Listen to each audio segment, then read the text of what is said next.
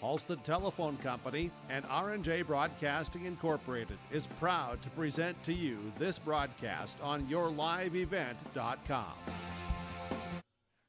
And welcome to the final day of the 2025 Region 1 Baseball Tournament as we concluded here today in Castleton on yourliveevent.com. I'm Chase Miller. Welcome to the pregame show as we're scheduled to have possibly 5 or 6 games here for baseball on this very diamond. The Region 1 Baseball Tournament will take center stage and conclude. Our first game of the morning will have Lisbon going up against Central Cass for a little breakfast and baseball here today on this Thursday, and then we'll get to the championship game upcoming after that with the winner of this game to play Northern Cass. If we need to, we will have championship game number 2 as part of the double elimination following that roughly at noon. That'll be the Region 1 portion of the schedule. The Region 2 portion of the schedule, Thompson and Hatton Northwood either at noon or 2 o'clock will play to resume the Region 2 baseball tournament in an elimination game. And the winner's bracket will feature Larimore and Hillsborough Central Valley following that. Then the nightcap will have an elimination game a little bit later on. So again, 5 or 6 games here in Castleton for baseball, and then we have 3 softball games later today in Castleton for the Region 1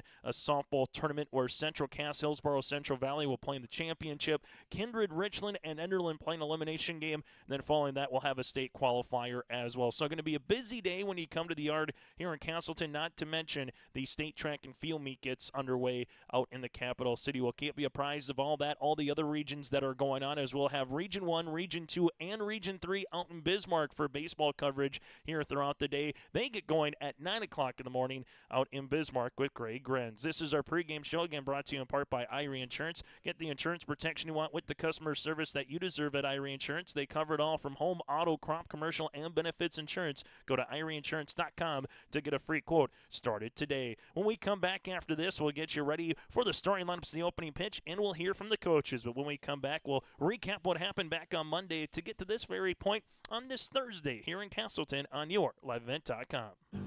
This is Chris from Agassiz Precision Ag, your local precision planting dealer. Say thank you to the farmers you come into contact with every day. They have chosen a career that is as much their deep passion as it is an absolute necessity for you and I. Spring is upon us and there will be farm equipment on the roads. Give them your patience and room to do their jobs. Trust me, they would rather be off the road working in their field than dealing with traffic. From all of us here at Agassiz Precision Ag, we say thank you and have a safe spring. It's the North Dakota All-Star Gathering on your live event, as we'll cover the Shields Softball All-Star Series on June 2nd and 3rd. This will be hit and over the shortstop Berg into left center field. A run comes in to score with Alexander Rath. Optimist Volleyball Series June 16th and 17th. Blue outside Linsinger with another hammer. Plus, the Lions All-Star Basketball Series on July 14th and 15th. Baldwin finds Wick. Wick open, three-pointer coming. Yes, sir! For more information, go to yourliveevent.com. Partnership is a way of life here in the Northland. It's about pitching in to help our neighbors, making lending decisions locally, honoring long-term commitments to farmers, Main Street businesses, teams, schools, and rural communities. We're more than just a bank. We're a community partner, working constantly and diligently to enrich the lives of everyone we serve. Bank North, always true. On our pregame show here today on yourliveevent.com as we take a look at the ball yard here in Castleton. As if you're in right field here this morning, you'll have to contend with the sun that's coming up from the east and to the west. But outside of that, in terms of the slickness of the turf, not too shabby in terms of weather. You don't have to worry much about the wind as compared to the other days. So all things considered for what these teams have played through on Wednesday of last week being about 95 degrees to get games in. At Starion Field, it was hot and sticky to it was cold and felt like winter. To Monday was just a little bit of everything that you had in Fargo, playing through some sprinkles, some wind, and 40, 45-degree temperature. Today kind of feels like you're down in the Puerto Rico or somewhere in the Caribbean enjoying a nice day after the last week and a half. You're going back through what happened earlier in the week to get to this very point of the season with 3 teams remaining here in the Region 1 baseball tournament. going back through what happened at Astarion Field and then also back on Monday in elimination games, Oak Grove defeated the Kinder Vikings 4-3. Grayson Doctor came on in relief and threw 7 innings to pick up the win for the Fargo Oak Grove Grovers. The Lisbon Broncos defeated the Oaks Tornadoes 9-4. Oaks got a lead briefly, but then Lisbon came back with a couple of runs middle of the inning, middle of the game, and led 9-4. Then in the next elimination game, Lisbon over Oak Grove. They got up early and they never relinquished the lead. Got up 8-0 at one point and defeated the Grovers 11-4. Northern Cass with an 11-1 win in 6 innings over the Central Cass Squirrels. The Squirrels had 5 errors in that game that cost them, and so Northern Cass is in the driver's seat where they would have to be beaten twice here later today to not make it to Newman Outdoor Field. Well, if you're Lisbon or Central Cass here, you need to win this game and then beat the Jakes twice. So the winner of this game needs to at least win 3 games to make it to state. If they don't, their seasons will come to a close. This is our pregame show, again brought to you in part by Irie Insurance. When we come back after this, we'll get to our coaches conversation. We'll hear from Brad Bentner. We'll also hear from Dustin Majou ahead of the starting lineup and the opening pitch today in Castleton. It's the Region 1 Baseball Tournament. Did you know that there are several different types of crop hail insurance policies? Hi, this is Bethany Rentz, crop insurance agent with Irie Insurance. We at Irie Insurance want to help you select a hail policy that will best protect your crops and bottom line from a hailstorm. Give us a call today to schedule a time to meet with an Irie Insurance agent. For our contact information, go to our website at irieins.com. You're protected and appreciated at Irie. Irie Insurance is an equal opportunity provider. There's a new inventory of trailers at Bloomfield Enterprises of Hillsborough. You can see the latest inventory online at bloomfieldtrailers.com. Bloomfield Enterprises has a full line of Big Tex trailers. Big Tex has affordable and versatile utility trailers for all your jobs. Big Tex has a full line of products from ATV trailers to gooseneck to dump trailers and more. Call Larry at 218-368-7989 or Tim at 701-430-0877. Bloomfield Enterprises in Hillsborough. On our pregame show here today, brought to you in part by Irie Insurance, as we're kind of joking throughout the pregame breakfast club, we kind of calling it here, little breakfast in baseball. It's the Lisbon Broncos and the Central Cass Squirrels. Joining us now is Brad Bentner, head coach for Lisbon. This interview brought to you in part by Dakota Heritage Bank. And Brad, similar question I'm going to ask Coach Majou, and later today you're going to ask Coach Johnson, just what has this Region 1 tournament been like from a coach's, from a team, from a player's standpoint, knowing about every day there's been a chance to play, but also the schedule and Mother Nature always wins out at the end, moving stuff around. Well, one thing you can't control is the weather, and it's been a little bit of a pain. It's made us make a lot of adjustments, but at the same moment, I'm not going to complain one bit because we've been waiting for this opportunity for 12, 14 years, and it finally happened for Lisbon Bronco baseball, and we're going to deal with it. We're going to deal with it, and hopefully we got a busy day today. Talk about a busy day. You had one back on Monday between a couple of ball diamonds at Thoroldson Park. What's the one thing you really liked about your club earlier in the week that you hope to carry over to today here in Castleton? You know what? One of the things is our confidence. We're developing confidence. Our younger kids are growing up, which we had some growing pains early in the year, and they're playing good baseball. They're contributing to our older kids, and our older kids are leading right now. I thought Monday we did a pretty good job putting the bat on the ball. We were barreling up a lot of balls. Our pitching did a pretty good job, and we played just good enough defense. Our defense needs to be a little bit better today, and hopefully we can get the bat on the ball again. The one thing, just going through someone that's had a really good term, I know we could talk about a couple guys, but Jaden Howard has been not going to cover off the ball, 9 of 13 with 8 runs driven in. Just kind of what have you seen him just in the tournament, but also throughout the course of the season?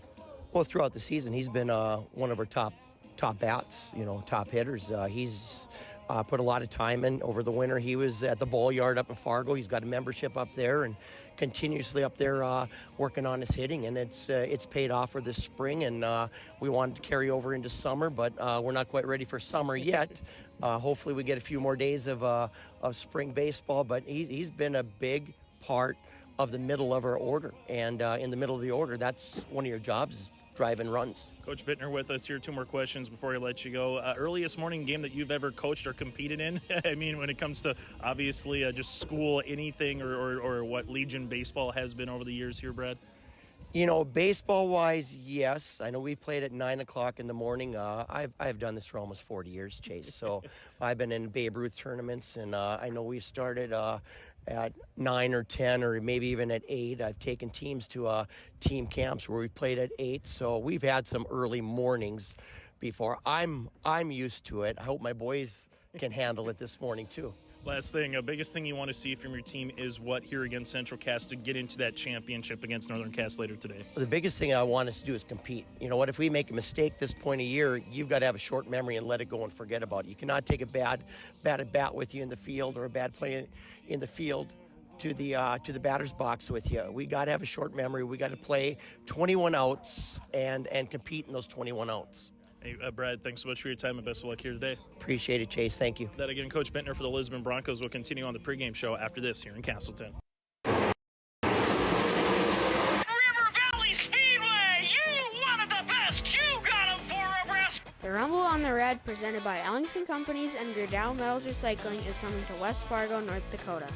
The World of Outlaws and Austin to Drink Sprint Cars come to the Red River Valley Speedway on Saturday, May 31st. Tickets are available now at slspromotions.com or by calling 815-344-2023.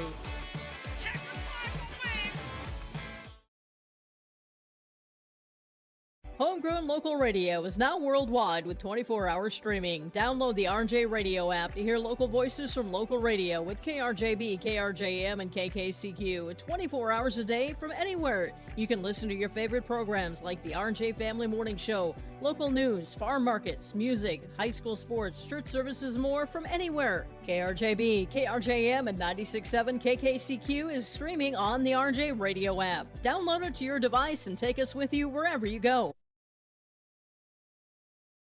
There's more at 104. Hillsborough, North Dakota has everything you need on your next road trip. Food, fuel, fun, and family-friendly activities. Stop by and fill up your tank or grab a bite to eat.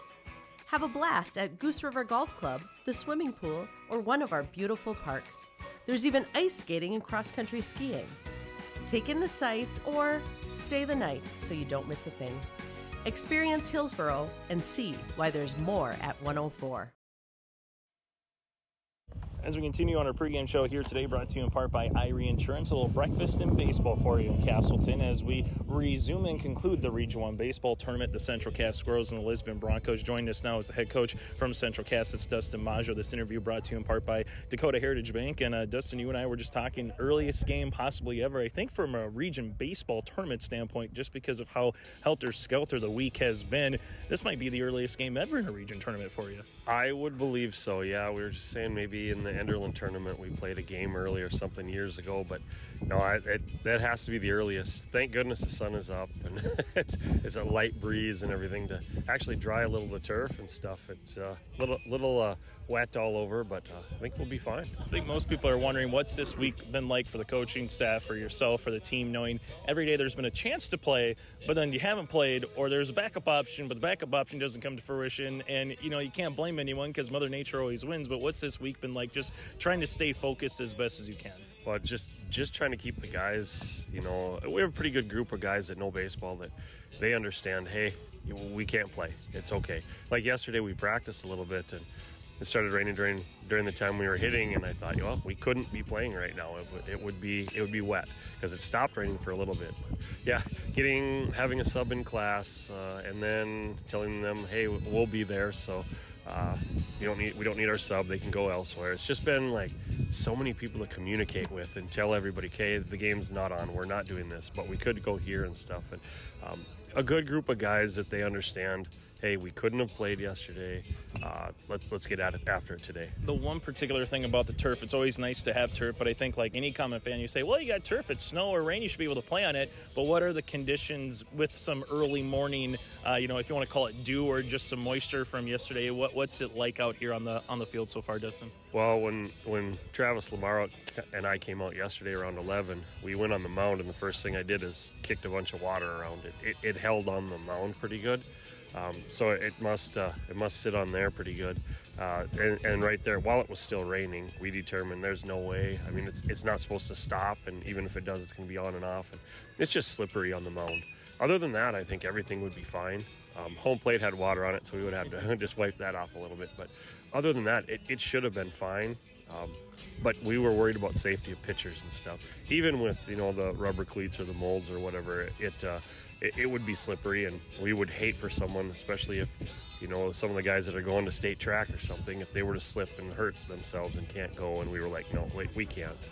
Talking with Dustin Majou, head coach for Central Cass, to talk about someone who's had a really nice tournament at the plate for you in the sophomore, and Ryan Osmondstead, 6 of 9, 4 runs driven in, bottom of the lineup. Just kind of what have you seen from Ryan to provide a little pop on that bottom third of the lineup card so far this tournament? Ryan kind of struggled off and on throughout the regular season, and I think I've been telling the guys, stay within yourself, don't try and do too much, and Ryan has really just put the ball in play. And during the regular season he'd do that, but it was right at somebody, and it's kind of like like he flipped a switch, and he just the base hit he had the other day, that you could just see the smile on his face and stuff. And Jack Everson's the same all season long, just smoking the ball right at people, and he got a hit the other day, and you could just see the smile. It's just they're out there having fun, and Ryan is having fun. Last thing for me, biggest thing that you need to do well today in Lisbon against the Lisbon Broncos, hopefully get to Northern Cass in that championship game coming up here, would be what on the way, Dustin? Number one is throw strikes. If we can throw strikes and field the ball, we're going to be just fine. I'm confident in our hitting. We're going to put the ball in play. We throw the ball over the plate and, make the plays. We'll be all right. Hey, Dustin, good to see you again. Best of luck, and enjoy some breakfast and baseball here this morning. Thanks, Chase. And again, Coach Majou with the Central Cass Squirrels will continue on the pregame show after this.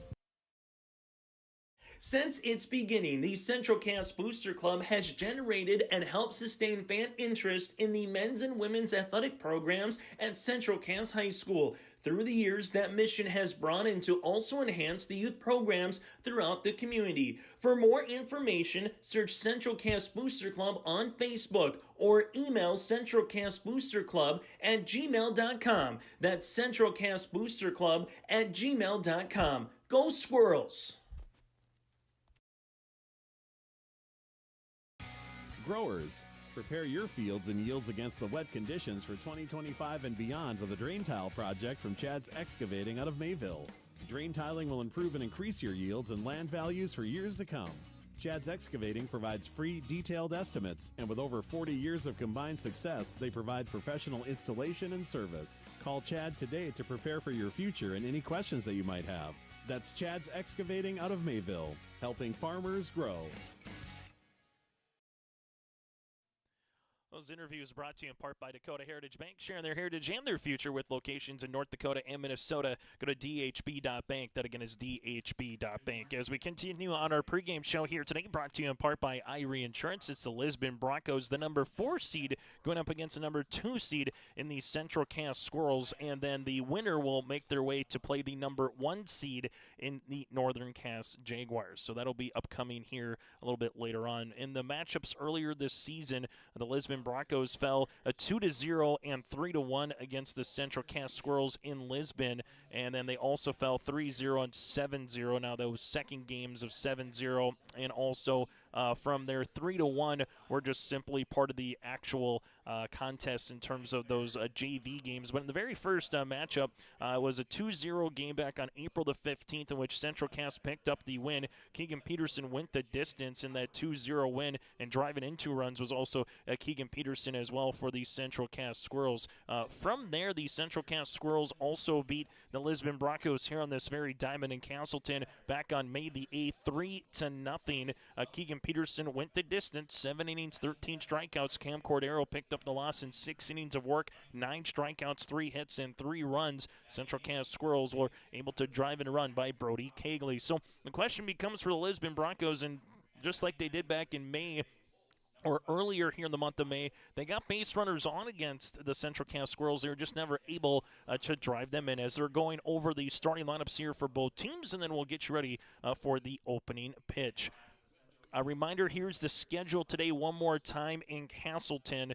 We will get to this game, followed by roughly at 10 o'clock Northern Cass. The Region 1 tournament could potentially wrap up if Northern Cass wins the first championship game. If Northern Cass loses to either Central Cass or Lisbon at 10, we play a final game of the region tournament roughly at noon. The all-region team senior athlete coach of the year will all be announced as well before we bid adieu. Then join us here on yourliveevent.com for the Region 2 baseball tournament here in Castleton, roughly at noon or 2 o'clock. It'll be Thompson and Hatton Northwood in a loser-out game. At 4 o'clock, you'll get to the winner's bracket with the Burros of Hillsborough Central Valley and the Larimore Polar Bears, and then you'll have an elimination game following that. And later today in Castleton, it'll be Region 1 softball also on yourliveevent.com. 2 o'clock, Kindred Richland and Enderlin in a elimination game. 4 o'clock will be Hillsborough Central Valley Central Cass in the region title, and then after that will be a state qualifier roughly at 6 o'clock over at Coss Field here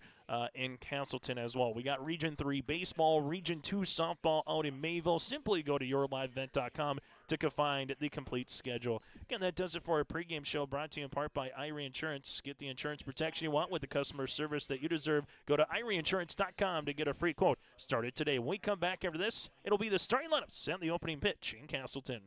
Sharing our heritage, sharing our future.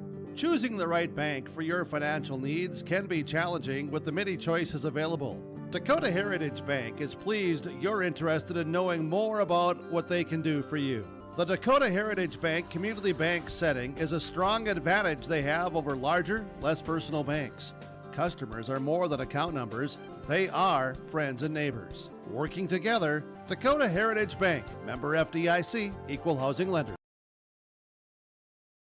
Stop on out to Watts Ace Hardware in Castleton and gear up with name brands from Steel, Milwaukee, Ego, and Craftsman Power Tools. Plus, Watts Ace Hardware has a key cutting and paint mixing section for your own do-it-yourself projects. From their grill selection with Traeger, Blackstone, Weber, and the Big Green Egg to their customer laser engraving center, Watts Ace Hardware is a place you need to check out. Stop in at 1610 Governor's Drive in Castleton for Watts Ace Hardware. Stay up to date all year long with your live event from our social platforms with X, Facebook, and YouTube. From the latest coaches show to watch game broadcasts back on demand from earlier in the season. Search your live event on YouTube and hit subscribe. Outside the three-point arc.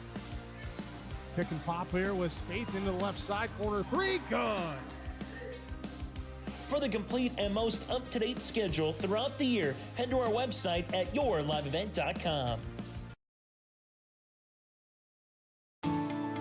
At Enbridge, we're focused on relationships. 23 Canadian First Nation and Métis communities now own an equity stake in Enbridge Athabasca Pipelines. In Minnesota, Enbridge has spent $450 million and counting, with Native-owned companies and in wages to tribal members working on Line 3. Every day brings new collaborations, partnerships, and possibilities. Learn more at Enbridge.com. As we get you ready for the first pitch here today, brought to you in part by Norman County Raceway and the Red River Valley Speedway. Hey, there's some races on Thursday and Friday nights coming up throughout the summer, and Friday nights as well in Fargo and West Fargo at the Red River Valley Speedway. We'll get to that here in a moment. But the Central Cass Squirrels in the season, 15-5, going up against the Lisbon Broncos, who stand at 17-10 on the season here today on yourliveevent.com as we get you ready again for the starting 9 here in this one. The visiting Broncos, as they're the lower seed on the scoreboard, will go like this. Cam Cordero, the junior second baseman, followed by Eli Lyons, the junior catcher. Jordan Bentner, the junior shortstop, batting third with Jaden Howard, the senior left fielder, in the cleanup spot. Colton Johnson, the senior pitcher, batting fifth with Elliot Welter, the senior center fielder, batting sixth. Cruz Ranke out in right field for the freshman, batting seventh. Jackson Hoffer, the senior first baseman, batting eighth.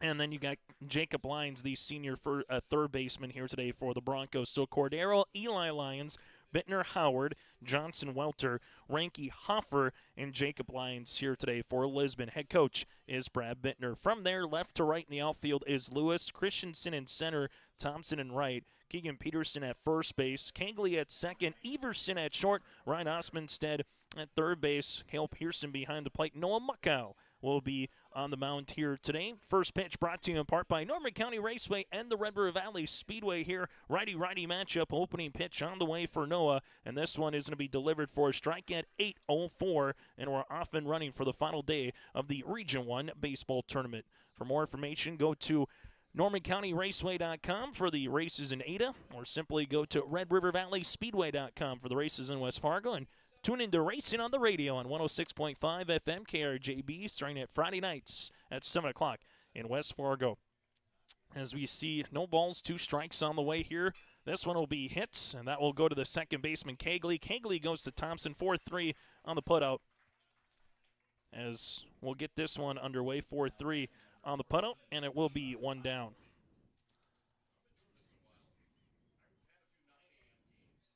Justin Farkas calling balls and strikes here today in this one. Justin Farkas again with Bob Barkley and Jordan out there. Hughes, as there's one down on the way. Cordero has been retired. Here's the pitch.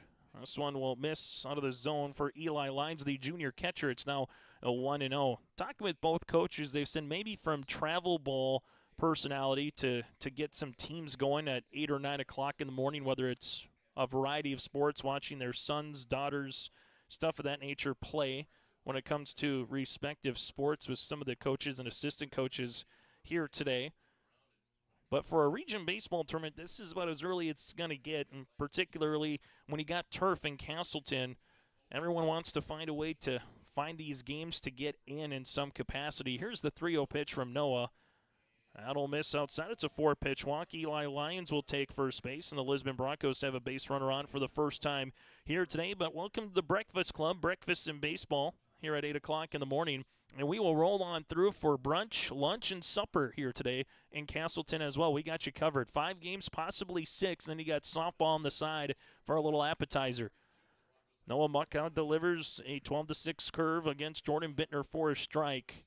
Jordan Bentner has been one of the main dudes this season, 6 of 9 at the plate in the tournament with 7 runs driven in so far here for the junior of the Broncos. This one is jammed, popped up, and playable. This will go to the second baseman, Kegley. Not too much wind to contend with here in this one compared to what these athletes have had to contend with throughout the Region 1 tournament. And there's 2 down as now it's Jaden Howard, the cleanup spot. And there's been one guy that has absolutely ripped the cover off the ball in this Region 1 tournament. It's been Jaden, 9 of 13, 6 runs scored with 8 runs driven in, as we'll have Grayson Lyons come on in courtesy run at first base. So Grayson will come on now for the Lisbon Broncos. 2 down here in the top of the first inning on the Bank North scoreboard. Lisbon and Central Cass scoreless in an elimination game. And then we'll be down to the final 2 teams a little bit later on, where Northern Cass will make their way here to Castleton. 2 down is the righty Muckow. This one will be swung on and missed, challenging the senior Howard. It's now 0-1. Lisbon Bronco team able to win the State B Legion tournament, playing in Class B here when it comes to high school baseball. For Central Cass, when it comes to their Legion club, playing in State A. And later this summer, the Haymakers will host the State A Legion baseball tournament here in Castleton. We'll have that for you right here on YourLiveEvent.com. Here's the 0-2. This one swung on and missed, and Muckow gets the strikeout to retire this side as we make our way to the bottom of the first inning. No runs, no hits, no errors, and a runner left on base. On the Bank North scoreboard, it's a scoreless ball game with the Squirrels coming to the plate. I will be your guiding light, 'cause you don't have to go alone. I will bring you through the storm. I will lift you up. No, you're not on your own. I will be the light that carries you through the storm. I will lift you up. The Northern Cass Booster Club is here for all Jaguar students from academics, arts, athletics, and co-curricular activities throughout the school year. You can find more information or become a Northern Cass Booster Club member today by scanning the QR code on screen now, or follow the Northern Cass Booster Club on Facebook for updates throughout the year, or simply search for the Northern Cass Booster Club page on the Northern Cass School website. Go Jags! As we get to the starting lineup here in a moment, some team stats coming into the game. The Lisbon Broncos, through 4 games, were batting .366 with 39 runs and 34 runs driven in. While for the Central Cass Squirrels at the plate, in their 3 games, they're batting 18 of 77, a .233 team batting average, 15 runs and 10 runs driven in. When it comes to pitching, the Broncos have done a nice job, 25 innings of work, and they've had 5 pitchers coming into today.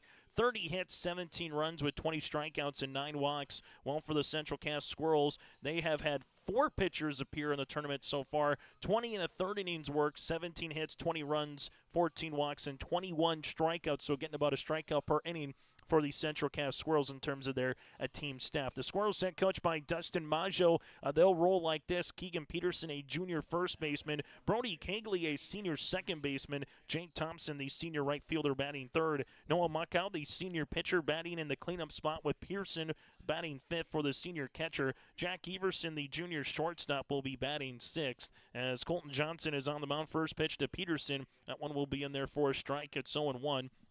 Ryan Osmondstead, the sophomore third baseman, has been the best hitter so far for the Squirrels in the tournament. He'll be batting seventh.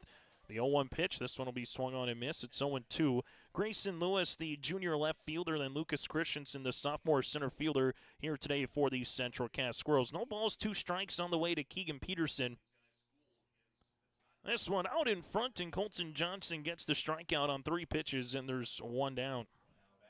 So Peterson, Cagley, Thompson, Muckow, Pearson, Everson, Osmondstead, Lewis, and Christensen here today for the Broncos. Left to right in the outfield, Howard, Welter in center, Reinke in right here for Lisbon.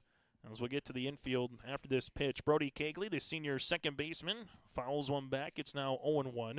Hoffer playing first base with Cordero at second. Bentner at shortstop, Jacob Lyons at third with Eli Lyons behind the plate. Both teams with their red tops and white pants here today. Here's the 0-1 offering. Big swing by Cagley. It's now 0-2.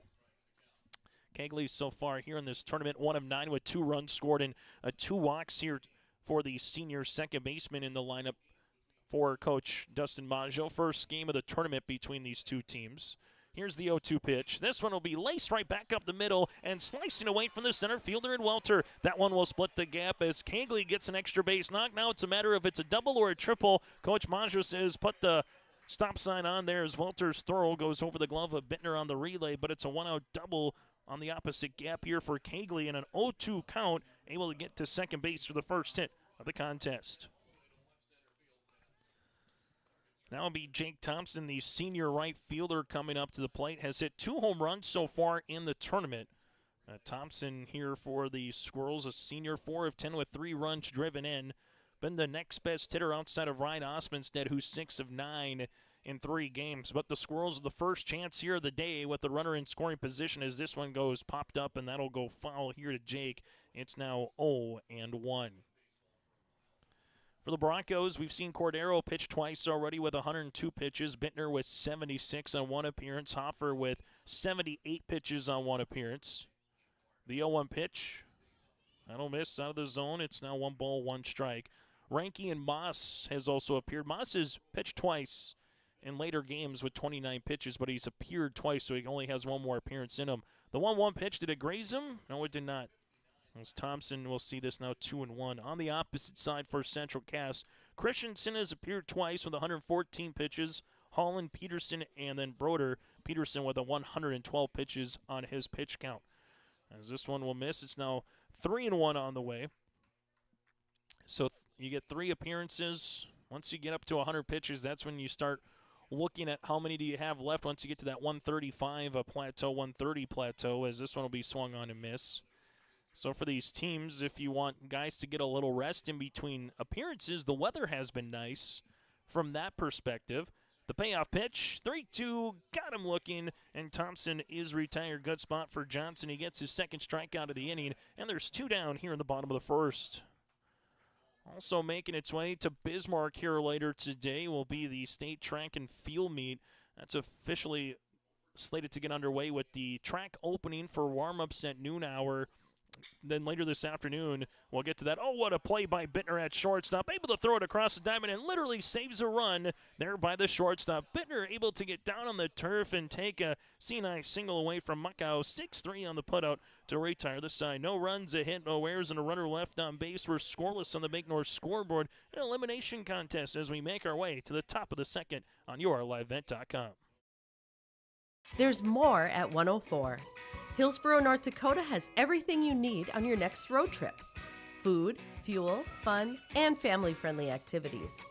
Stop by and fill up your tank or grab a bite to eat. Have a blast at Goose River Golf Club, the swimming pool, or one of our beautiful parks. There's even ice skating and cross-country skiing.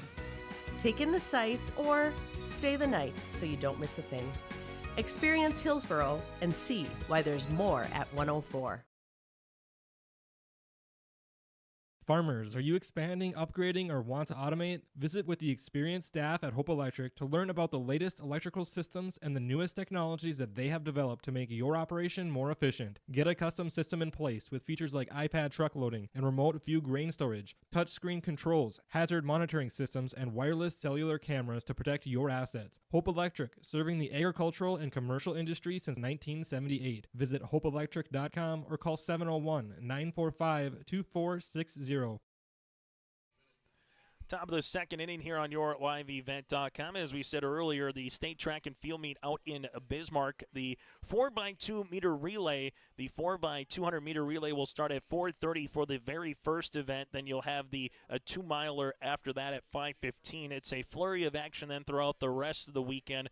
On Friday, you'll have the 300 meter hurdle prelim starting at 10:15. On Saturday, you'll get to the 300 meter hurdles finals at 11 o'clock in the morning. The last relay is the 4x4 that'll close the day on Saturday afternoon. That again will be out in Bismarck. Here's the pitch on the way to Johnson. Johnson, Welter, and then Ranke here as this one is in there for a strike. It's 0-1 as we'll have the out-of-town scoreboard update for you with some other regions that are making its way through as this one misses for a ball. It's now 1 ball and 1 strike as everybody is underway in getting games in today across B for region baseballs. This one will be hit to Everson. The shortstop will throw it low, but Peterson is there on the turf. It's now 6-3, and there's one down here on the Bank North scoreboard in the top of the second inning.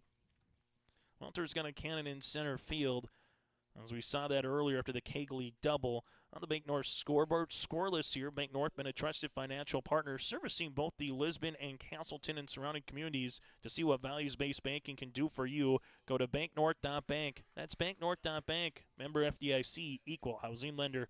Muckow's got that curveball humming right now, and he's locating it awfully well. Gets ahead in the count here to Welter. Welter sees this one, and he fouls it right off.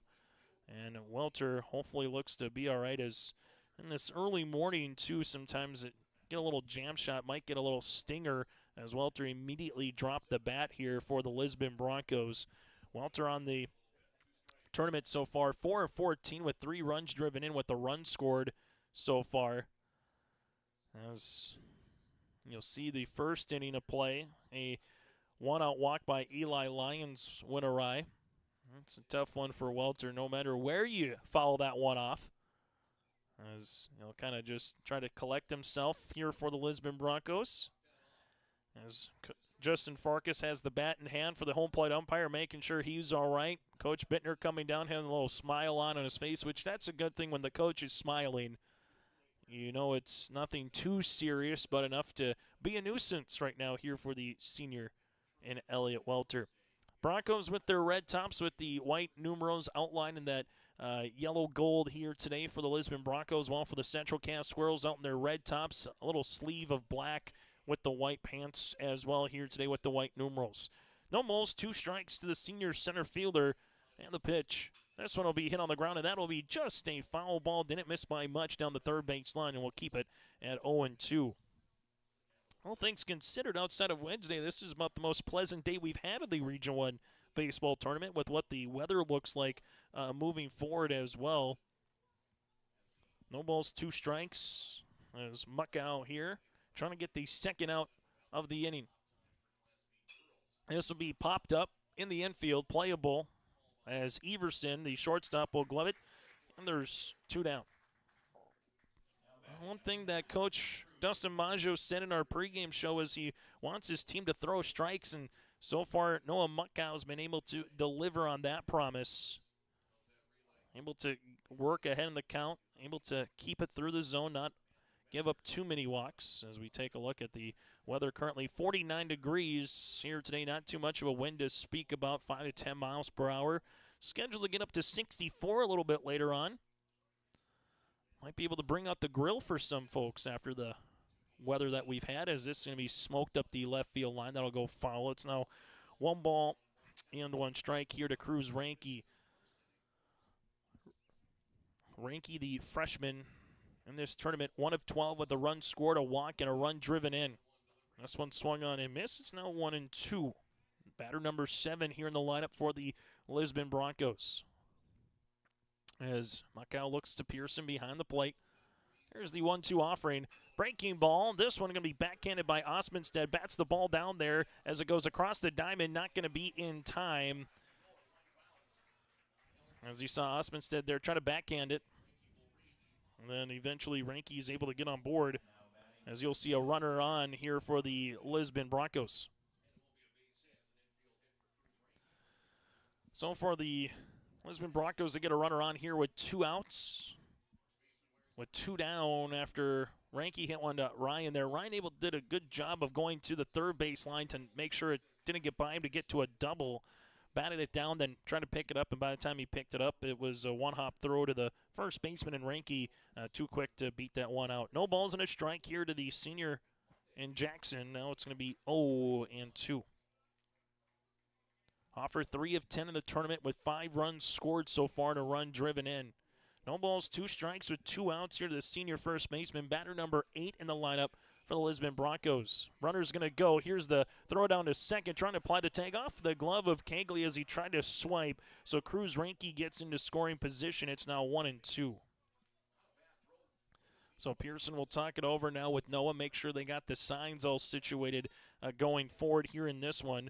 Then Jacob Lyons is on the on-deck circle, but no balls, 2 strikes. Coach Bentner says, let's put a runner in and a chance to get moving here and see if we can get someone to second, possibly third, if you had a throwing error or anything of that nature. But now a single by Jackson would have a chance to bring Ranke in for the first run of the game. Here's the 1-2. This will be hit foul, and we'll do it all over again. It's been Broncos' first year in Region 1 after not having a sanctioned high school team since the early 60s. And they are making the most of their opportunity here in the first season. The 1-2 pitch, as this will just miss off the plate. You saw Cagley and Muckow, and alongside Everson up the middle. I'll take a step or 2 up the first base dugout. And now we'll make the count even. 2 balls, 2 strikes, 2 outs, top of the second. Deuce is wild here in Castleton. 2-2 pitch out of the zone, now 3-2. So first full count against Noah Muckow. The second 3-ball count, Eli Lyons drew a walk on 4 pitches back in the first. Runner at second is Ranke. Muckow looks back the runner. 3-2, this one will be strike 3 looking, and Hoffer is retired. That'll be the second strikeout of the morning here for Noah Muckow as we make our way to the bottom of the second inning on the Bank North scoreboard. We're scoreless here on your liveevent.com. Hunter Insurance Agency is a locally owned full-service agency providing protection and coverage in a number of different areas. Hunter Insurance Agency offers multi-peril crop insurance, crop hail insurance, and farm insurance for buildings and equipment. Plus, they offer home, auto, life, and business insurance. For more information, go online to hunterinsuranceagency.com or stop in and speak with Johnny Jorgensen at Hunter Insurance Agency. Find them at 201 Main Street, Hunter.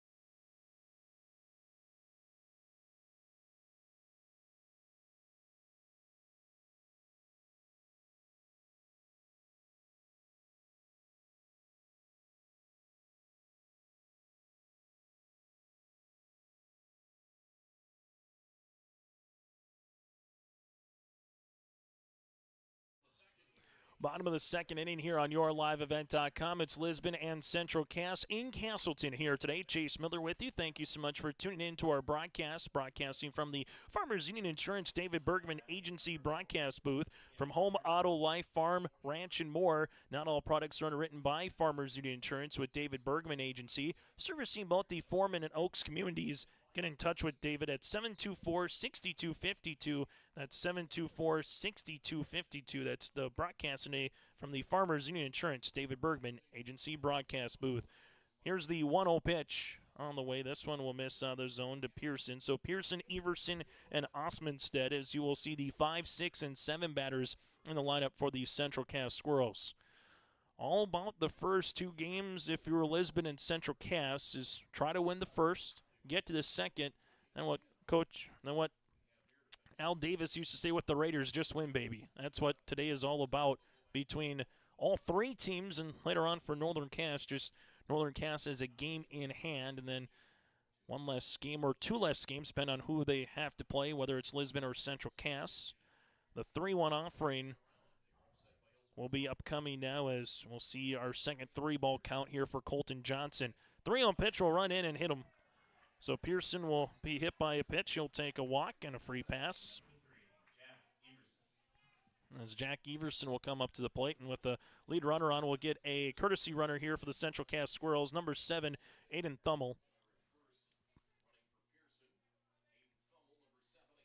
So Thummel will come on here and courtesy run for the Central Cass Squirrels, as they have that all situated in this one, as Jack Everson, the junior shortstop, will make his way to the plate for the junior. 1 of 9 with 4 runs scored. He has found ways to either get hit by a pitch or just get on base via a walk here for the Central Cass Squirrels. Is in the batter's box. He is nearly right on top of the plate looking to bunt. This one comes in. It gets all the way back around. The runner goes from first to second. I don't believe there was any foul tip on it.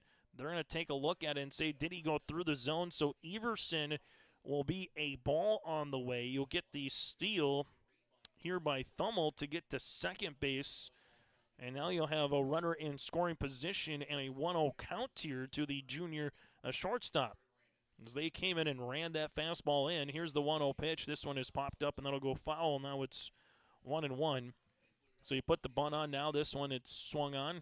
What will you do here if you're Coach Majou, if you're trying to get the runner to third base, as Jacob Lyons at third, playing even with the bag. 1-1 pitch, got him out in front. This one will be skied. Cordero and Welter. Welter calls everybody off, and nicely done by the center fielder taking charge, and there's 1 down here in the bottom of the second inning.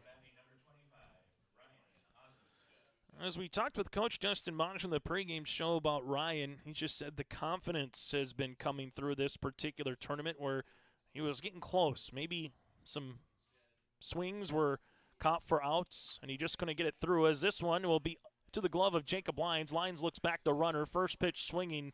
Nice play there by the third baseman and Jacob Lyons. It'll be 5-3 on the putout, and Ryan is retired on 1 pitch. But what we saw from situations like that was kind of throughout the course this season for Ryan, but he was able to barrel some balls up, get the ball in play here throughout the Region 1 tournament. But now for Colton Johnson, 1 good out away from getting out of the jam here in the second inning, as this one hit up the left field line foul with Grayson Lewis.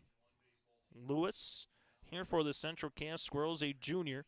1 of 7 with a run scored, 2 walks, and 3 strikeouts in 3 games so far for the Central Cass Squirrels. Runner's going to break, and this one actually is going to be about the best thing it could have been for Lisbon, as it hit the batter. As Thummel easily was going to take third base on the steal, but because it was a hit by a pitch, Grayson Lewis will take back to first here for Lewis, but make his way back to second will be Thummel. And this is very reminiscent. Just going back through some baseball highlights in the last week or so, we saw a runner in Major League Baseball break from third to home. The pitcher saw it, so he intentionally threw at the batter because it wasn't bases loaded, so the runner had to go back to third, and a smart play by the pitcher in that one. This was by no means meant for Colton Johnson just to hit Grayson Lewis, but it worked out in a similar fashion. As Johnson looks back the runner, this one is going to be swing and a miss. No foul tip, as the runners will move up to second and third regardless. So in that case, if you would have had a runner at third base with Thummel, he more than likely would have tried to scamper in. Instead, now it's 0-1, but the Squirrels with runners in scoring position right now, and a chance with Thummel at third, Lewis at second. No balls and a strike here to the Christensen, the sophomore, who's 1 of 5 with a run driven in so far in the tournament. Here's the 0-1. That'll miss outside. It will be 1 ball and 1 strike. Back to the top of the lineup with Keegan Peterson on the on-deck circle here for the Central Cass Squirrels. Johnson rocks and delivers. 1-1 pitch. This one was fouled off of Christensen's bat. It's now 1-2. For the Lisbon Broncos, 9-1 and 2 batters to the plate with Jacob Lyons in the top of the third inning. 1-2 pitch here for Johnson. Breaking ball and out of the zone. It's now 2-2. Similar to what we saw last half inning. Koss out the middle infield thinking that one was a strike and trying to make their way up to the third base dugout. 2 balls, 2 strikes on the way to Christensen. A fastball runs out of the zone. Now 3-2 in the third 3-ball count of the inning here for Johnson. One good pitch away. Well, the Squirrels are one good hit away from getting some runs. And this one's going to be a line drive shot in front of the left fielder here of Howard. 1 run comes in to score. Here comes the relay. The secondary runner will make his way to second, and he is thrown out. So good job by Lisbon on that one to get the outs on the way eventually from Jacob Lyons, as Lyons able to retire from Howard to Lyons able to make his way then to a Cordero to get the out. But the Central Cass Squirrels do plate a run regardless in the inning, as we have a new score on the Bank North scoreboard. It's Central Cass 1, the Lisbon Broncos scoreless here on your liveevent.com. Time to hit the ground with summer lawn and gardening projects, and Mayport Hardware is here to help. Stop by the greenhouse and browse the wide selection of flowers to liven up your yard. From the outdoor power tools of mowers, tillers, and trimmers to the lawn care essentials of seeds, fertilizers, and top-tier gardening tools, let Mayport Hardware transform your yard to where the grass is greener. Come visit Tim, Sue, and the staff at Trail County's Hardware Hank on Main Street in Mayville. The World of Outlaws late models return to the Norman County Raceway, Ada, Minnesota, June 28th. Ada Building Center LLC start to finish showdown. Presented by R&J Broadcasting Incorporated. Enjoy the experience. Nationwide top 10 experience last year. Let's make it number 1 this year. World of Outlaws late models. Ada Building Center LLC start to finish showdown. Presented by R&J Broadcasting Incorporated. Tickets now available. ncraceway.com. Top of the third inning. Again, the run comes in to score, so it's a 1-0 game in favor of the Central Cass Squirrels. And then you, from there, had the outs after Howard went to Jacob Lyons, able to get Cordero at second base. So 1-0 on the Bank North scoreboard here today as we make our way to the top of the third inning. This one in there for a strike to Jacob Lyons, now 0-1. High school baseball here today on your liveevent.com. Muckow on for his third inning of work. This will miss out of the zone. It's now 1-1. 4 batters in the first, 4 batters in the second against Muckow here for the Lisbon Broncos. What will happen in the third? As this one will miss out of the zone, now 2-1 as we take a look back through some of the other regions that are making their way here today across the state of North Dakota. Region 3 gets underway at 9 o'clock this morning on your live event with Greg Grenz. New Rockford, Cheyenne, Lemoore, Litchfield, Marion at 9 o'clock in the morning. In the winner's bracket, the loser will play South Border in an elimination game following that from Bismarck Legacy High School. Here's the 3-1 pitch. That'll miss out of the zone for a ball, and it will be a 5-pitch walk here for Jacob Lyons. Second free pass on the game here for Muckow, as you'll see Cordero to the plate here for the Broncos. Region 4 at Park River, Midway, Minto, Langdon area at 1 o'clock. And then you have Park River area against Grafton. Following that, Park River area and Grafton, the number 1 and number 3 seeds in the winner's bracket. Langdon area, Munich, and Midway, Minto in the loser out elimination game at 1 o'clock this afternoon. Runner stays put. This one in there for a strike here to Cordero, who's 0 for 1 today with a ground out to Kegley back at second base. Muckow will work from the stretch. This one is skied a mile high. It's a pop-up. Muckow comes off the mound, and this one's going to bounce. The third baseman will come across, and they are fortunate to get the runner as they're able to do so. So Ryan Osmonstead able to come there as you see Everson, the shortstop, covering.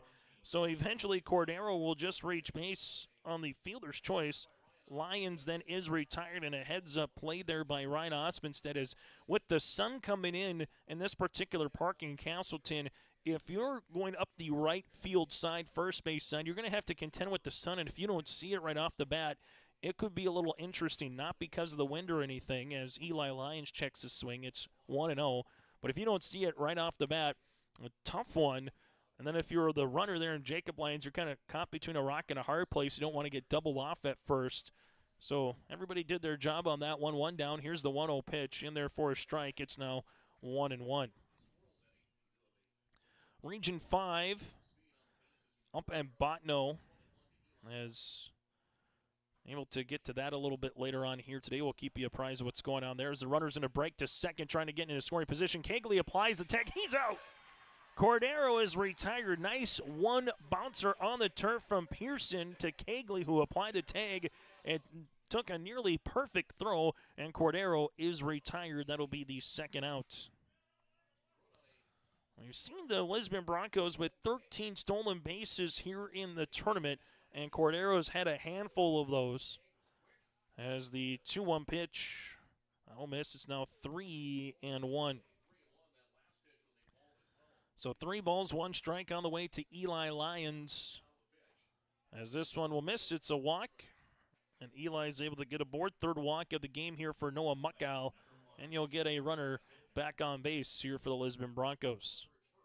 As you'll see, Jordan Bentner, who popped out his last time up.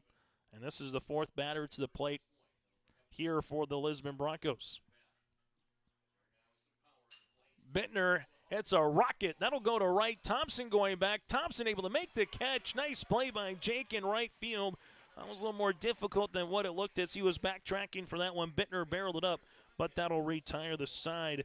No runs, no hits, no errors, and a runner left on base as we have played at 2.5 today here on YourLiveEvent.com. It is a 1-0 lead for the Squirrels on the Bank North scoreboard as we head to the bottom of the 3rd inning.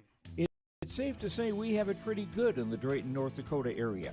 Growing sugar beets, making sugar, bringing a little sweetness to the world. Every day, American Crystal Sugar produces sweet products people love in a place we love to call home. It's a thing we like to call the sweet life, and we're proud to share it with you. American Crystal Sugar's Drayton facility has recently started offering a $4 per hour shift differential for rotating shifts. Go to AmericanCrystalCareers.com for more information. Take your softball or baseball skills to the next level with personalized instruction from the professional staff at the Ball Yard. Their mission is to provide area players, young and old, the opportunity to improve their skills in a professional level facility and to provide a high level of instruction to youth players to help them achieve their goals at the Ball Yard. Come and visit the one place in the Fargo-Moorhead area where it's always summer. For more information, go online to fmballyard.com. That's fmballyard.com. So we get to an in-game update brought to you in part by Dakota Heritage Bank, sharing their heritage and their future. Taking a look at some of the other baseball across the region here in terms of what is slated for later today up in Minot at Corbett Field in Region 6. Garrison goes up against Surrey, and then Velva, Drake, Ganamoose, and Bishop Ryan will tangle with each other. 4 teams left in Region 6. Region 8 out in Dickinson. They made it their way through the first round. They got to their second round. The number 1 seed in Henniger Scranton. The 6th seed goes up against number 1 seeded Shiloh Christian. Then you have Washburn, Wilton, Center, Staten, and Hazen as well in Region 8. Hart River and Beulah also with games out in Dickinson a little bit later on. That is a in-game update brought to you in part by Dakota Heritage Bank, sharing their heritage and their future with locations in North Dakota and Minnesota. 2 balls, no strikes on the way to Peterson. This one will be in there for a strike. It's now 2-1 so far for the Squirrels. Able to get a hit back in the first as this one swung on a miss. It's now 2-2. Able to get a base knock as well in the second. 2 hits across so far with a run. They left 2 runners on base. Here's the 2-2 pitch here from Johnson. Swung on a miss, and Colton gets his second strikeout in the second one of Peterson, his third of the contest. Well, for the Lisbon Broncos, no runs on a hit. The lone hit by Cruz Ranke. They've left 3 runners on so far here for Lisbon. As Brody Kegley with a opposite field lace double to left center. Right now the gap is right center here for Kegley, as Welter shades him a little bit over in center field. As you can see, it was the Central Cass emblem. It was just playing off of it to the left and in front of our center field cam. And, well, here goes Kegley trying to hit into right center. And he does. He said, well, if you're going to give me the gap in right center, we'll take it. And look at Kegley run. Kegley rounding second, trying to get a triple. Here's the relay by Bentner into the third baseman, and sliding in with a triple will be Brody Kegley with his second extra base knock of the contest. And the Squirrels now in business in the bottom of the third inning. Kegley with a double, Kegley with a triple, and he was on his horse from first to third as he made the round. And once he got all the way to the wall, he looked immediately to Coach Majou, able to get that one in. Bentner with a nice one hopper to Jacob Lyons, but it went off the glove as the infield comes in here to Jake Thompson. It's 0-1 as Jake will try to get something in the outfield here, bare minimum, to have a productive out for Central Cass. This is going to be fouled, and it'll be 0-2 for Colton Johnson. Struck out Thompson his last time up. Will love to do the same thing here in the bottom of the third inning to get the second out. Chance for the Squirrels to add a little separation here midway through this elimination Region 1 contest. Here's the 0-2. This will be hit in the air. That'll go to right. Ranke camping underneath it, makes the catch. He's got an arm. Here comes Ranke's throw. And not going to be in time, as it will be a sacrifice fly. Thompson does what he needs to do, and the Central Cass Squirrels have added to their lead. It's now 2-0 with 2 down here in the bottom of the third inning.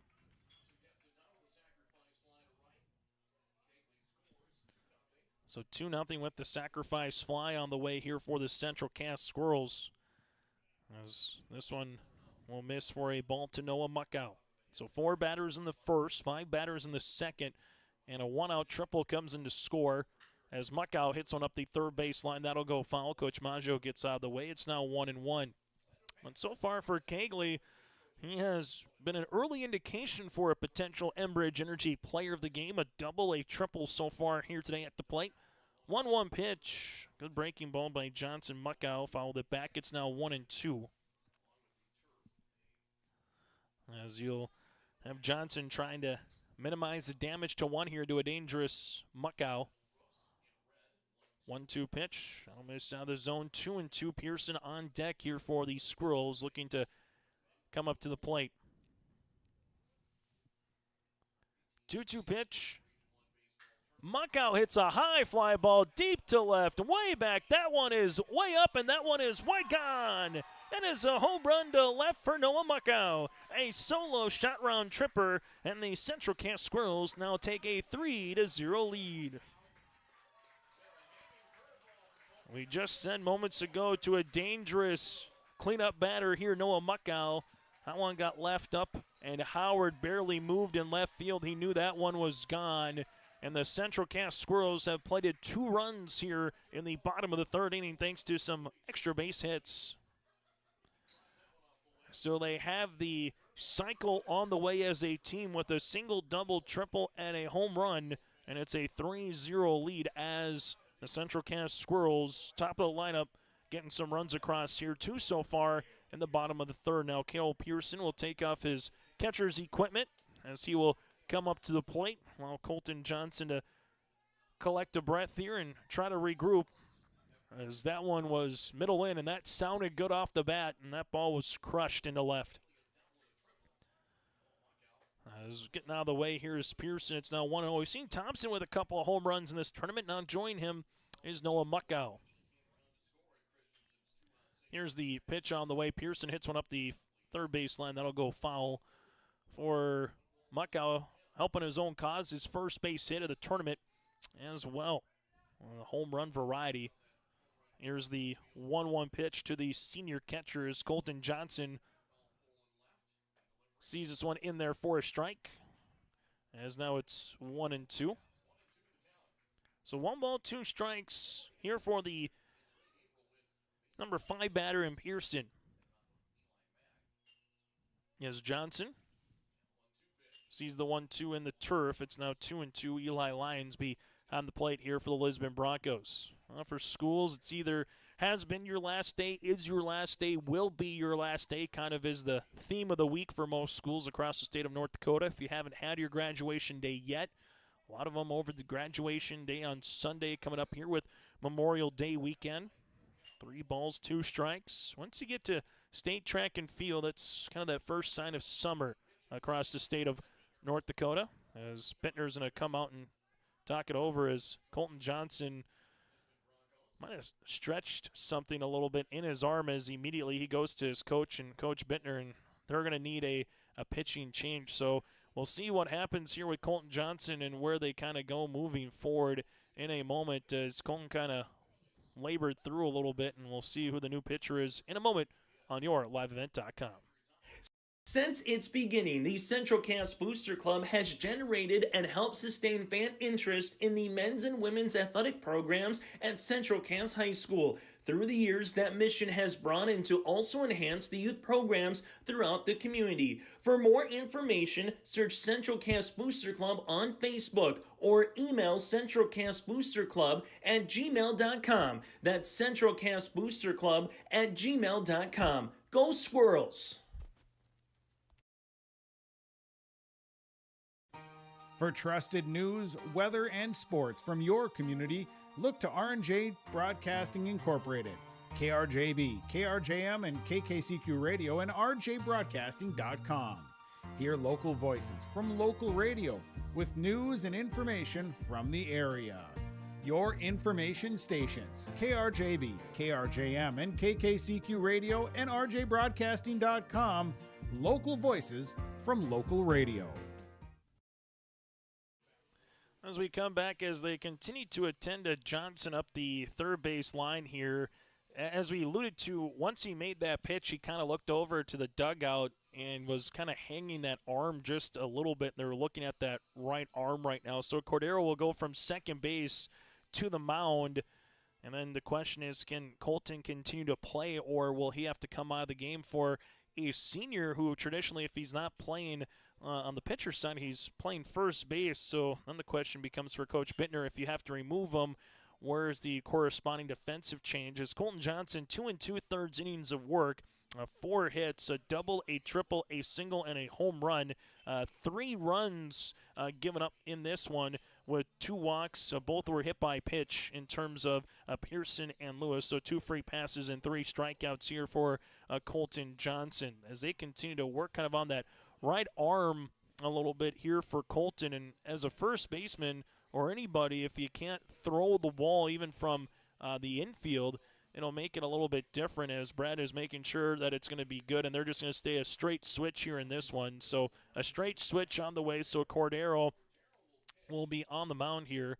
And taking a look at Cordero, what he's done so far, 102 pitches, and he's got 2 appearances. So this will be his final appearance of the tournament, and then he will have just about 20-plus pitches here to work with here for Cordero moving forward for the rest of this tournament here for the Lisbon Broncos. So they will throw Cordero out there, give him as many chances to pitch, and if you're the Central Cass Squirrels, an interesting spot for both Cordero and Pearson. You come into account that's 3 balls and 2 strikes.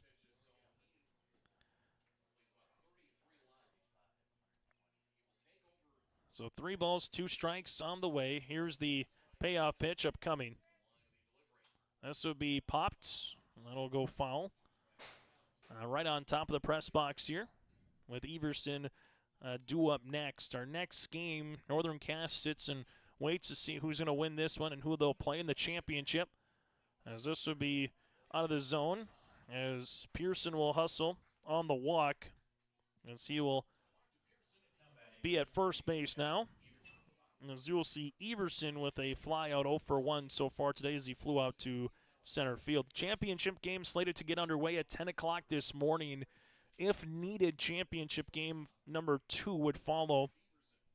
And then we'll go from Region 1 wrapping up to Region 2 resuming here in Castleton, as this one on the pickoff attempt by Cordero goes over the glove of Hoffner. Rounding second on his way to third, here is Pearson. Here's the throw, and Pearson slides in safely.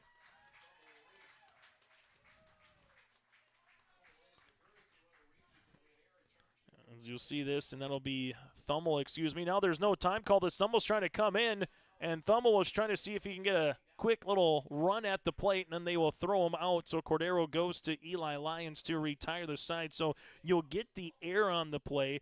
Thummel with the courtesy runner of Pearson went from first to third, but then there was no time called as he tried to score the final run of the inning, and that'll retire the side here for the Central Cass Squirrels. But they do score 2 runs in the inning off of 2 hits. There was an error and nobody left on base. We played 3 today on the Bank North scoreboard. It's a new score. Central Cass leads by 3. More at 104. Hillsborough, North Dakota has everything you want in a hometown. Business opportunities, great jobs, and a top-notch school. Shovel-ready lots for your next idea. Great jobs in manufacturing, healthcare, and agriculture. An excellent education for your kids with small class sizes and lots of school spirit. Plus easy access to I-29 and the conveniences of North Dakota's largest cities. Build your future in Hillsborough and see why there's more at 104.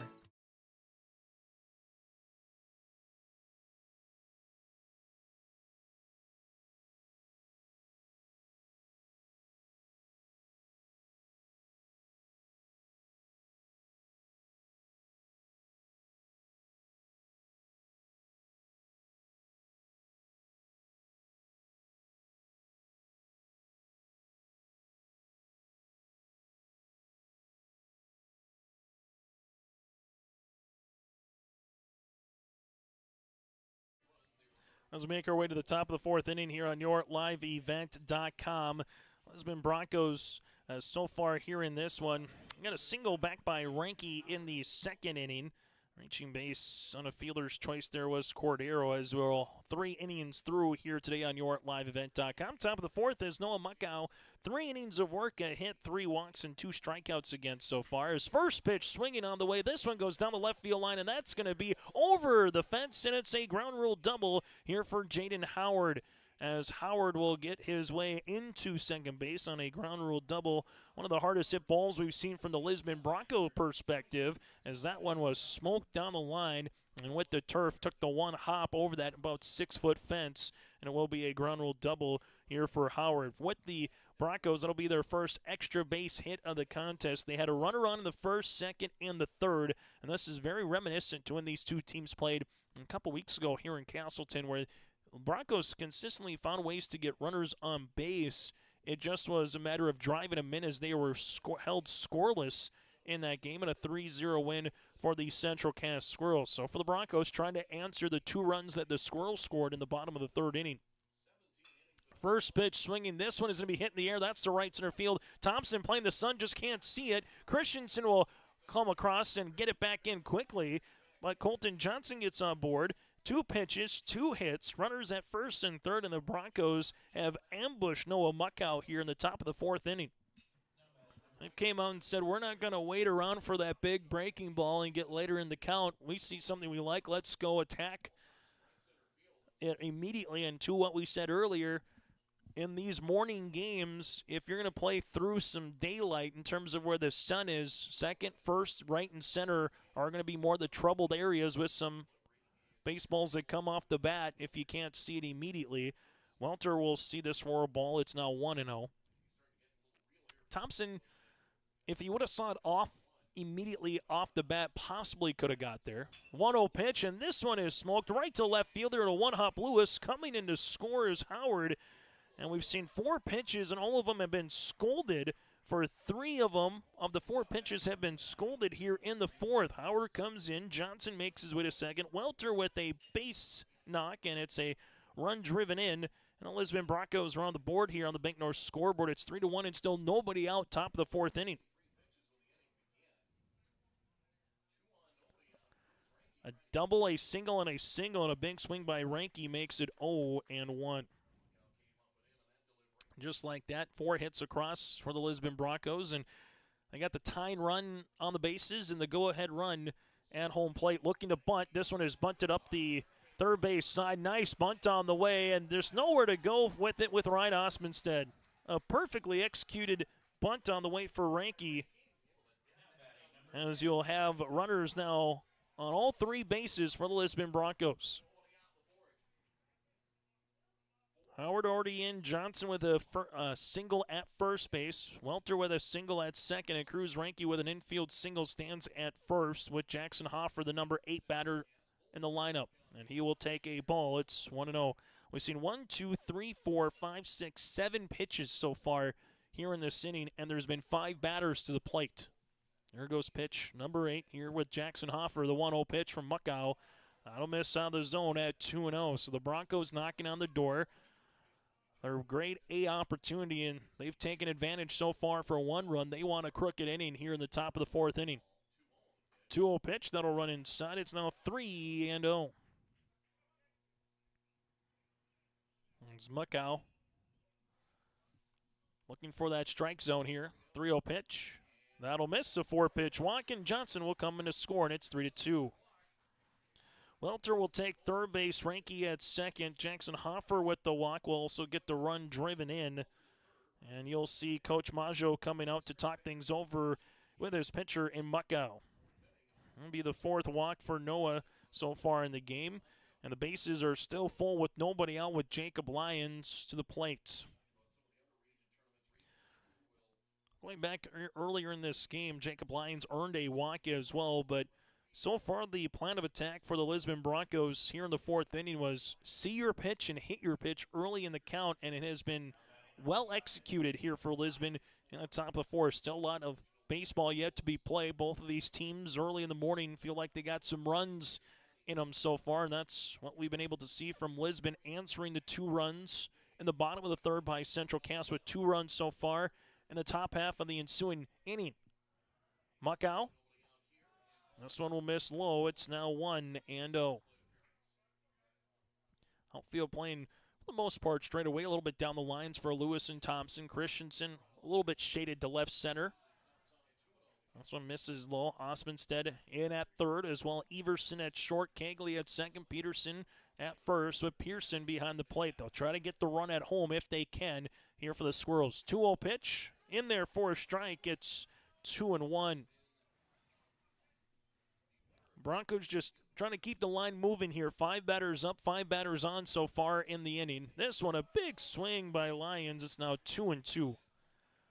Muckow looking for his 3rd strikeout. Has 2 of them of Howard and Hoffer so far today.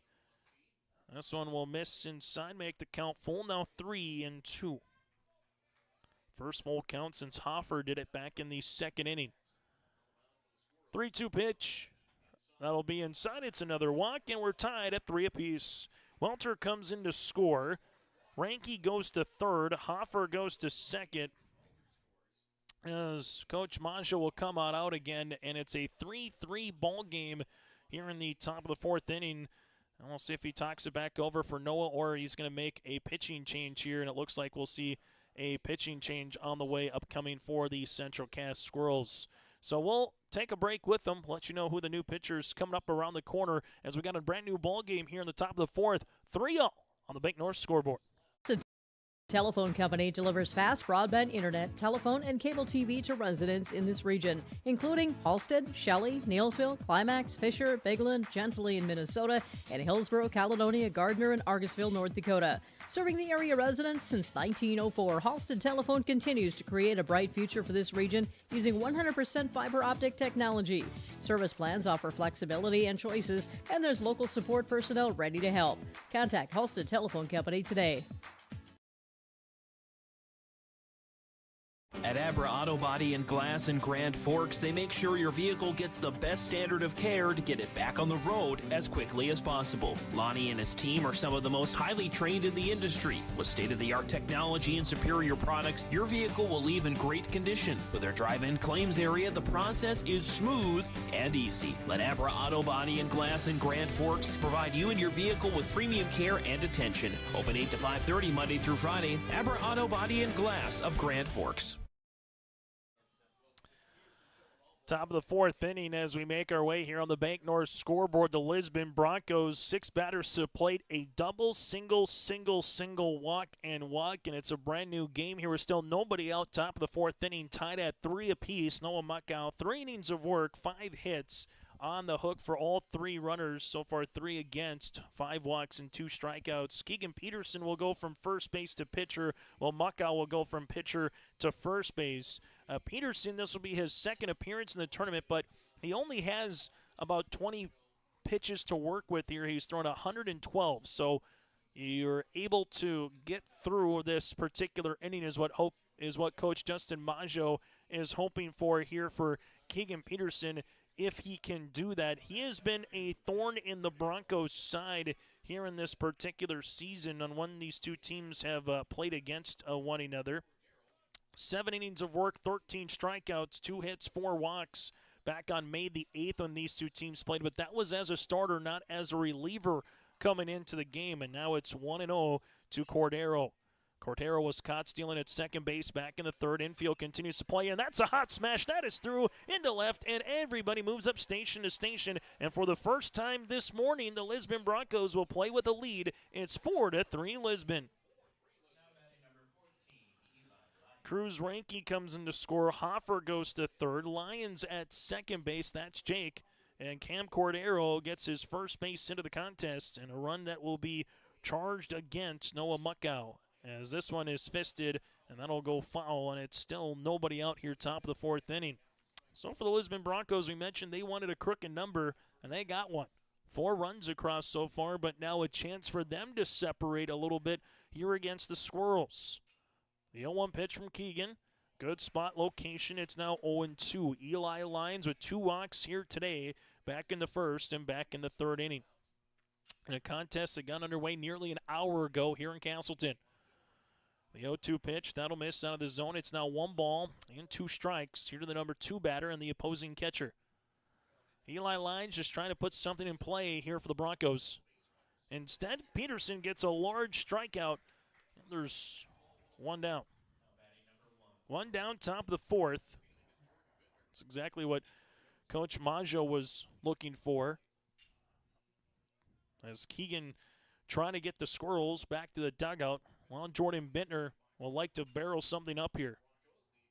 This misses out of the zone. It's 1-0. Bentner hit one pretty good to right center his last time up. Thompson was on the run to make the catch.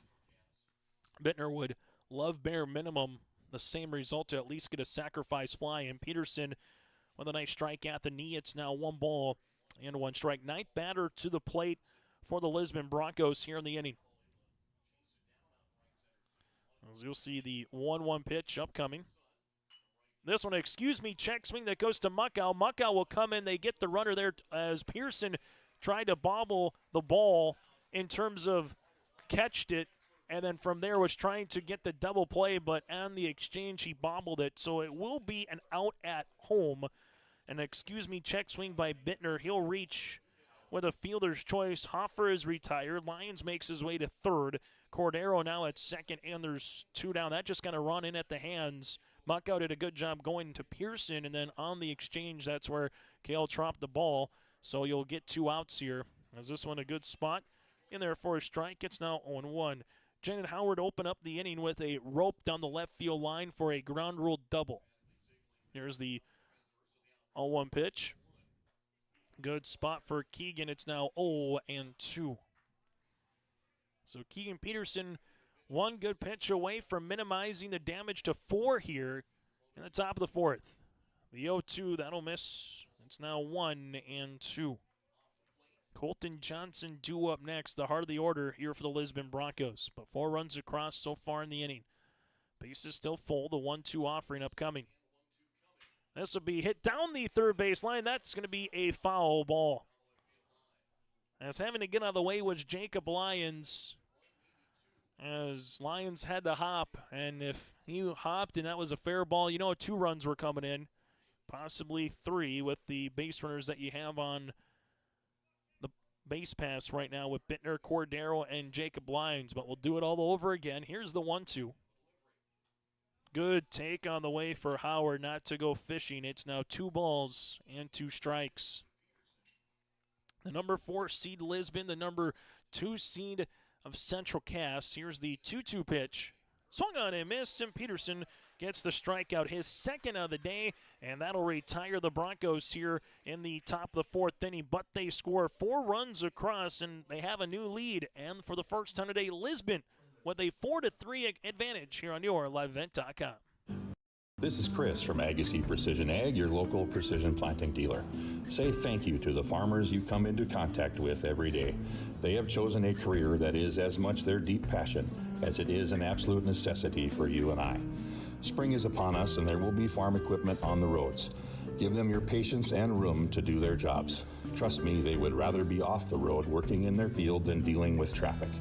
From all of us here at Agassiz Precision Ag, we say thank you and have a safe spring. It's the North Dakota All-Star Gathering on your live event as we'll cover the Shields Softball All-Star Series on June 2nd and 3rd. This will be hit and over the shortstop Berg into left center field. A run comes in to score with Alexander Rath. Optimist Volleyball Series June 16th and 17th. Blue outside Linsinger with another hammer. Plus, the Lions All-Star Basketball Series on July 14th and 15th. Baldwin finds Wick. Wick open, three-pointer coming. Yes, sir! For more information, go to yourliveevent.com. For the Broncos, top of the fourth inning, very productive. 4 runs, 5 hits, no errors. They leave 3 runners left. Noah Muckout, 3 innings of work, 5 hits, 4 runs, 5 walks, 2 strikeouts. Keegan, so far an inning of relief, a hit, and 2 strikeouts and no walks. As we make our way here to the bottom of the fourth inning, Everson, Osmondstead, and Lewis upcoming here for the Central Cass Squirrels. As Cordero continues his work. As he does, that'll miss low, and that will be 1-0. Very similar.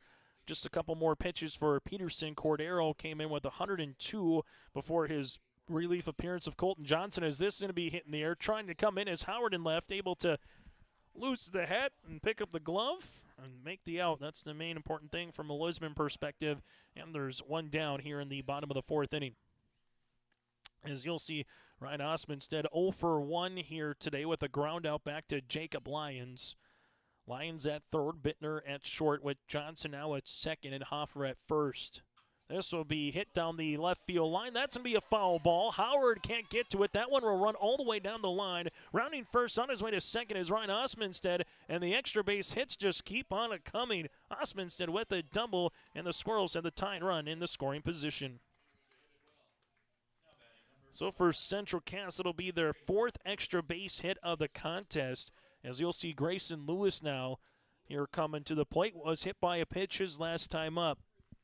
We said earlier, once you saw Central Cass with a triple by Cagley, a home run by Muckow, and then seeing what the Broncos were able to do in the top half of the inning, that runs felt like they were coming here in this game a little bit more.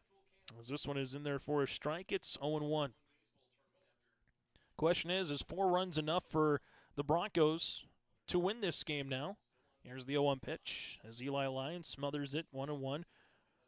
Howard in left, Welter in center, Ranke in right field is what you would expect in an elimination game to get to the championship. Going to be close throughout the 1-1 pitch. Kind of like the Indiana Pacers last night in the Garden. You probably just are not going to be able to put either one of these two teams away. When you're down by 3 or 4 runs, you know there's going to be a run left in them or a chance to get something going. 2-1 pitch, big swing by Lewis, swung on a miss, now 2-2. So after a double there by the sophomore, we'll see what the junior here in Lewis can do. 2-2 pitch, that'll miss. Now works the count full to 3-2. For Central Cass, a run this second and 2 runs in the third so far to make up their 3. One driven in by Christensen as well. Here's the 3-2 pitch. That one will go off the glove of Eli Lyons. Sacrifice fly by Thompson, a solo homer by Muckow, and a run driven in by Christensen. That is the 3 runs here for Central Cass. Payoff pitch. This is going to be a fly ball. That'll go to left fielder Howard. Howard barely has to move and left, and he will make the outs. Keep Ryan at second base, and Lewis is retired on the fly out, and there's 2 down. Christensen with that single his last time up, then back to top of the lineup to Keegan Peterson.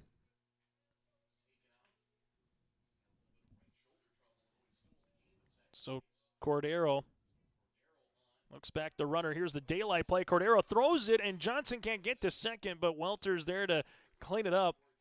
Fortunate there from the Lisbon Bronco perspective that Welter was ready to help out in center field, as Johnson never went all the way towards second. He had a couple of feet left, and Cordero thought, well, if you're making your way over, go all the way over, and I'll throw it to you and see if we can get the runner out. This one missing. It's now 1-0 as Ryan Osmonstead trying his best to get a little extra on that secondary lead to see if there's a base knock somewhere to bring in the tie and run for the Squirrels. Here's the 1-0. In there for a strike, it's 1-1. Still to come later today on YourLiveEvent.com after the conclusion of the Region 1 baseball tournament. We'll get to the Region 2 tournament a little bit later on. The 1-1 pitch. This one's going to be hit right back to Cordero, who fields it. Cordero able to collect himself. 1-3 on the put-up to retire the side. A one-out double goes awry for the Squirrels as we make our way to the top of the fifth on the Bank North scoreboard. It's Lisbon 4, Central Cass 3. Partnership is a way of life here in the Northland. It's about pitching in to help our neighbors, making lending decisions locally, honoring long-term commitments to farmers, Main Street businesses, teams, schools, and rural communities. We're more than just a bank. We're a community partner, working constantly and diligently to enrich the lives of everyone we serve. Bank North, always true.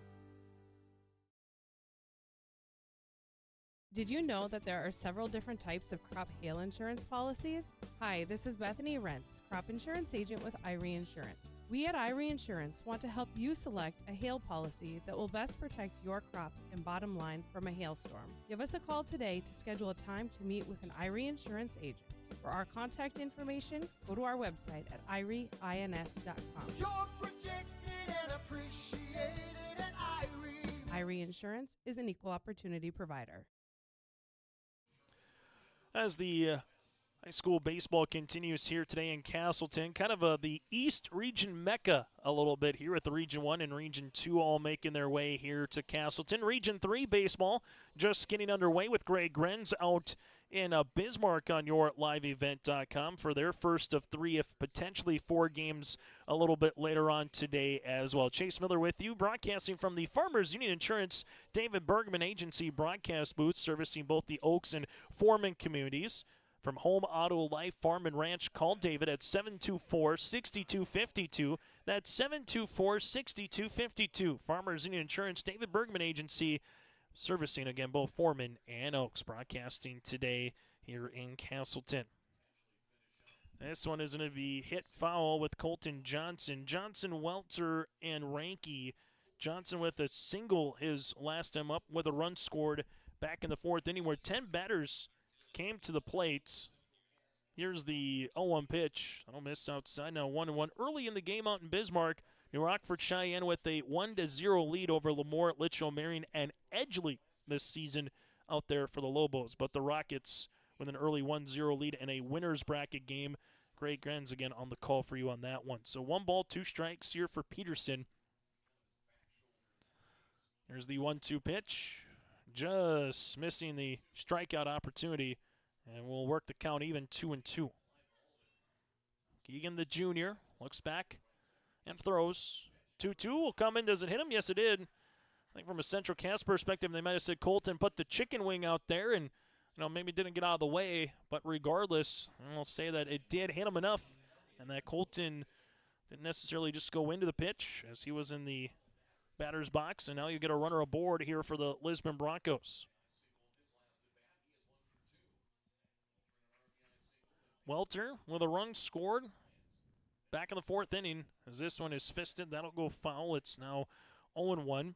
Able to see Welter, Hoffer, Lions here today. Able to bring some runs driven in terms of that variety. Cordero as well as this one's going to be hit on the ground. That'll be backhanded by Everson. They get 1, a chance for 2. Not in time. Everson to Kegley, though, as reaching on a fielder's choice will be Welter. And there's 1 down here in the top of the 5th inning. Cruz Ranke, a couple of singles with a run scored. As They double back and make sure you're good to roll here in terms of the pitch count. Keegan Peterson came in with, again, 112 pitches, so he had 23 to work with. So this will be his last batter here to Cruz Ranke. So you'd like to make sure you get something again, potentially if you're Peterson on the ground and a chance to turn 2 to get out of the inning. But regardless, Keegan did the job what he needed to in the top of the fourth. It was 3-3 when he came on, bases full with no outs. Minimized it to just one more run. 0-1 pitch is going to be skied. This one will be popped up. It'll be a close play and coming back. And oh, what a catch by Pearson just out of a camera angle. And Pearson able to make a sensational catch as he went all the way to the backstop and then took a foot or two back and came back with the right hand to make the grab. What a play by Pearson. And Ranke is retired, but mark that for our potential Agassi Precision Egg play of the contest. And there's 2 down as we'll see the new pitcher coming in as Keegan Peterson has reached his limit. We'll continue after this with another pitching change on your LiveEvent.com.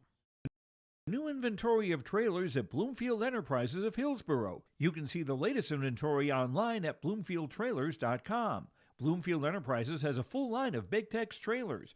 Big Tex has affordable and versatile utility trailers for all your jobs. Big Tex has a full line of products from ATV trailers to gooseneck to dump trailers and more.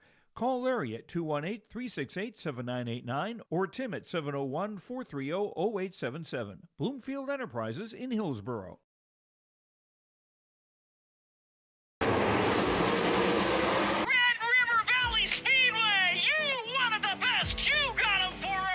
The Rumble on the Red, presented by Ellingson Companies and Gerdau Metals Recycling, is coming to West Fargo, North Dakota. The World of Outlaws NOS Energy Drink Sprint Cars come to the Red River Valley Speedway on Saturday, May 31st.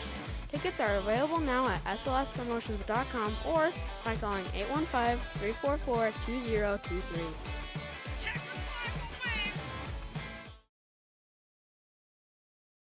Homegrown local radio is now worldwide with 24-hour streaming. Download the RJ Radio app to hear local voices from local radio with KRJB, KRJM, and KKCQ 24 hours a day from anywhere. You can listen to your favorite programs like the RJ Family Morning Show, local news, farm markets, music, high school sports, church services, more from anywhere. KRJB, KRJM, and 96.7 KKCQ is streaming on the RJ Radio app. Download it to your device and take us with you wherever you go.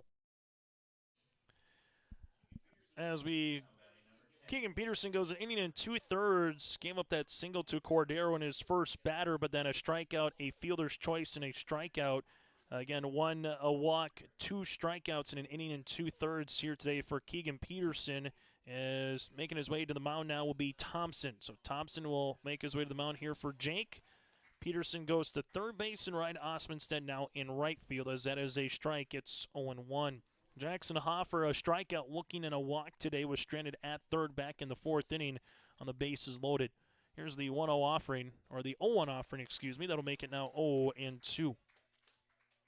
So Keegan Peterson officially done now for the rest of this tournament for Coach Majou and the Central Cass Squirrels. Get to 135 or 3 appearances, whichever comes first. The 0-2, that'll miss out of the zone. It's now 1 ball and 2 strikes. For Central Cass, they will have the top of the lineup. Their 1, 2, and 3 batters due up in the bottom of the 5th inning. 17-10 Broncos against the 15-5 Squirrels here today. 1-2 pitch, strike 3 looking, and Thompson comes in and gets the strikeout to finish the side and gets the 3rd inning in relief. There were no runs across on no hits and no errors and a runner left on base. We played 4.5 today on the Bank North scoreboard. It's Lisbon 4, Central Cass 3 on your LiveEvent.com. There's more at 104. Hillsborough, North Dakota has everything you need on your next road trip. Food, fuel, fun, and family-friendly activities. Stop by and fill up your tank or grab a bite to eat. Have a blast at Goose River Golf Club, the swimming pool, or one of our beautiful parks. There's even ice skating and cross-country skiing. Take in the sights or stay the night so you don't miss a thing. Experience Hillsborough and see why there's more at 104.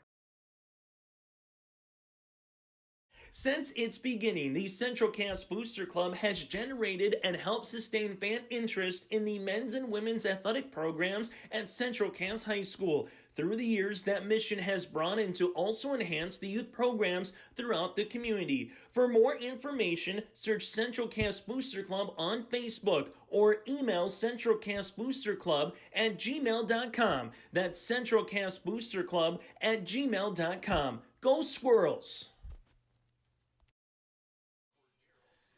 Bottom of the fifth inning we go here on YourLiveEvent.com. Top third of the lineup. Peterson, Kegley, and Thompson do up here for the Central Cass Squirrels. Is going up against Cordero here on the bump for the Lisbon Broncos. As Cordero an inning and a third so far in relief, and he's starting to get down to the final handful of pitches as well in terms of what he can throw in this tournament, as this one is in there for a strike. It's 0-1. No balls and a strike as pitch upcoming. This one will be swung on a miss. It's now 0-2 as Northern Cass is warmed up and now kind of on the railing up the third base side, waiting to see which team that they will play in the Region 1 championship. The 0-2 swung on a miss, and Peterson, as retired Cordero, gets the strikeout in relief, and there's one down. Last season in the Region 1 baseball championship, Central Cass won in 8 innings here in Castleton over Northern Cass before all the turf came in this year. It was 4-3 in 8 innings for the Central Cass Squirrels. And if the Lisbon Broncos can beat Central Cass, we will for surely have a new Region 1 champ here this season, as the Squirrels have won 4 consecutive, as this one is swung on a miss by Kegley. Kegley's hit a double to left center. He's hit a triple to right center. He has split the gap both times here today. Here's the 0-1 pitch. Kegley's going to hit one. It's a backhanded play by Hoffer, and Hoffer does a good job of keeping that one going into right. If that one is maybe into right, that could be second and extra base hit. Instead, Hoffer batted it down, collected with it, 3 assisted, and quickly 2 down here in the bottom of the 5th inning. Now Jake Thompson, power for Jake, power for Muckow on the on-deck circle. 2 down here, as Thompson's going to hit one up the third base line. That one will be a foul ball. Will be 0-1. Thompson 0 for 1 today with a sacrifice fly back in the 3rd inning. I was able to drive in Kegley after a triple, 1-out triple on the play. Central Cass at one point had a 1-0 and 3-0 lead. Led 1-0 after 2, led 3-0 after 3 here in this one. Here's the 0-1 offering upcoming for Cordero. Big swing from Thompson. It's now 0-2 for the Lisbon Broncos. Top of the 6th inning. It'll be 9-1 and 2 batters due up for Lisbon. There's the 0-2 offering. That one will miss. It's now 1-2 for Thompson, the pitcher here in this one. As you'll see, the 1-2 pitch, as this one is foul back. We'll keep it at 1-2. Justin Farkas can call in balls and strikes here in our first game of the day, as a good portion of the state making its way out to the capital city for the state track and field meet, which will begin later today. 1-2 pitch. Thompson able to hit a one that able to get by on the hop by Bentner, as Howard tried to dive in front of it. Welter backed it up. So you get a runner at first base on the way, as it was a one-hopper to Bentner. Bentner was there and then trying to glove it, and then just took a big hop, able to get across, as you'll see Noah Muckow to the plate here for the Central Cass Squirrels. So Squirrels get a runner on and a chance to tie or possibly take the lead off a one swing by Noah, as Eli Lyons sees this one work around. It's going to be 1 ball and no strikes. Able to see Muckow here today with a power shot to left. This one misses out of the zone. It's now 2-0. So strikeout, a ground out. Thompson able to reach base. And you see Muckow here with a hitter's count, 2-0 upcoming. 2-0 pitch. I don't miss. It's now 3-0. And Cordero trying to work around the edges here against Noah, not leave anything in the heart of the zone. We'll see if he challenges him here at 3-0. 3-0 pitch will be a 4-pitch walk. Thompson will take second base, and the Squirrels trying to get a little 2-out rally going here in the bottom of the 5th inning. So runner at first, runner at second. Pearson to the plate with a hit by pitch and a walk. As Thummel came in to score back in the 2nd inning on the courtesy runner. And Pearson will also take a ball. It's now 1-0. Depending on how long this at bat goes here with Pearson, this could be the final batter for Cordero. If you start working it to 7-8 pitches here in this at bat, the 1-0 pitch, this one will miss. Now 2-0. And you see Cordero possibly another walk could load the bases here with 2 outs. At second base, you have Thompson. Muckow stands at first. As Cordero with the pitch. That'll miss. Now 3-0. Now for the Squirrels, if you're Pearson right now, just take a pitch regardless. Number one, it gets Cordero a chance to get out of the game in terms of pitching and trying to see him if he can find the zone, as it'll be another 4-pitch walk. Thompson at third, Muckow at second, Pearson at first, and the base is full here for Central Cass as Coach Bentner is going to come out here and talk it over with his infield. As Cordero, he will be done on that particular one, so Cordero will be done. Looks like they're going to bring Bentner coming in from shortstop. We'll let you know about it next here on your liveevent.com. Growers, prepare your fields and yields against the wet conditions for 2025 and beyond with a drain tile project from Chad's Excavating out of Mayville. Drain tiling will improve and increase your yields and land values for years to come. Chad's Excavating provides free, detailed estimates, and with over 40 years of combined success, they provide professional installation and service. Call Chad today to prepare for your future and any questions that you might have. That's Chad's Excavating out of Mayville, helping farmers grow.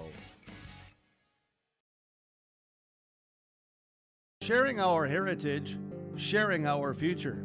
Choosing the right bank for your financial needs can be challenging with the many choices available. Dakota Heritage Bank is pleased you're interested in knowing more about what they can do for you. The Dakota Heritage Bank community bank setting is a strong advantage they have over larger, less personal banks.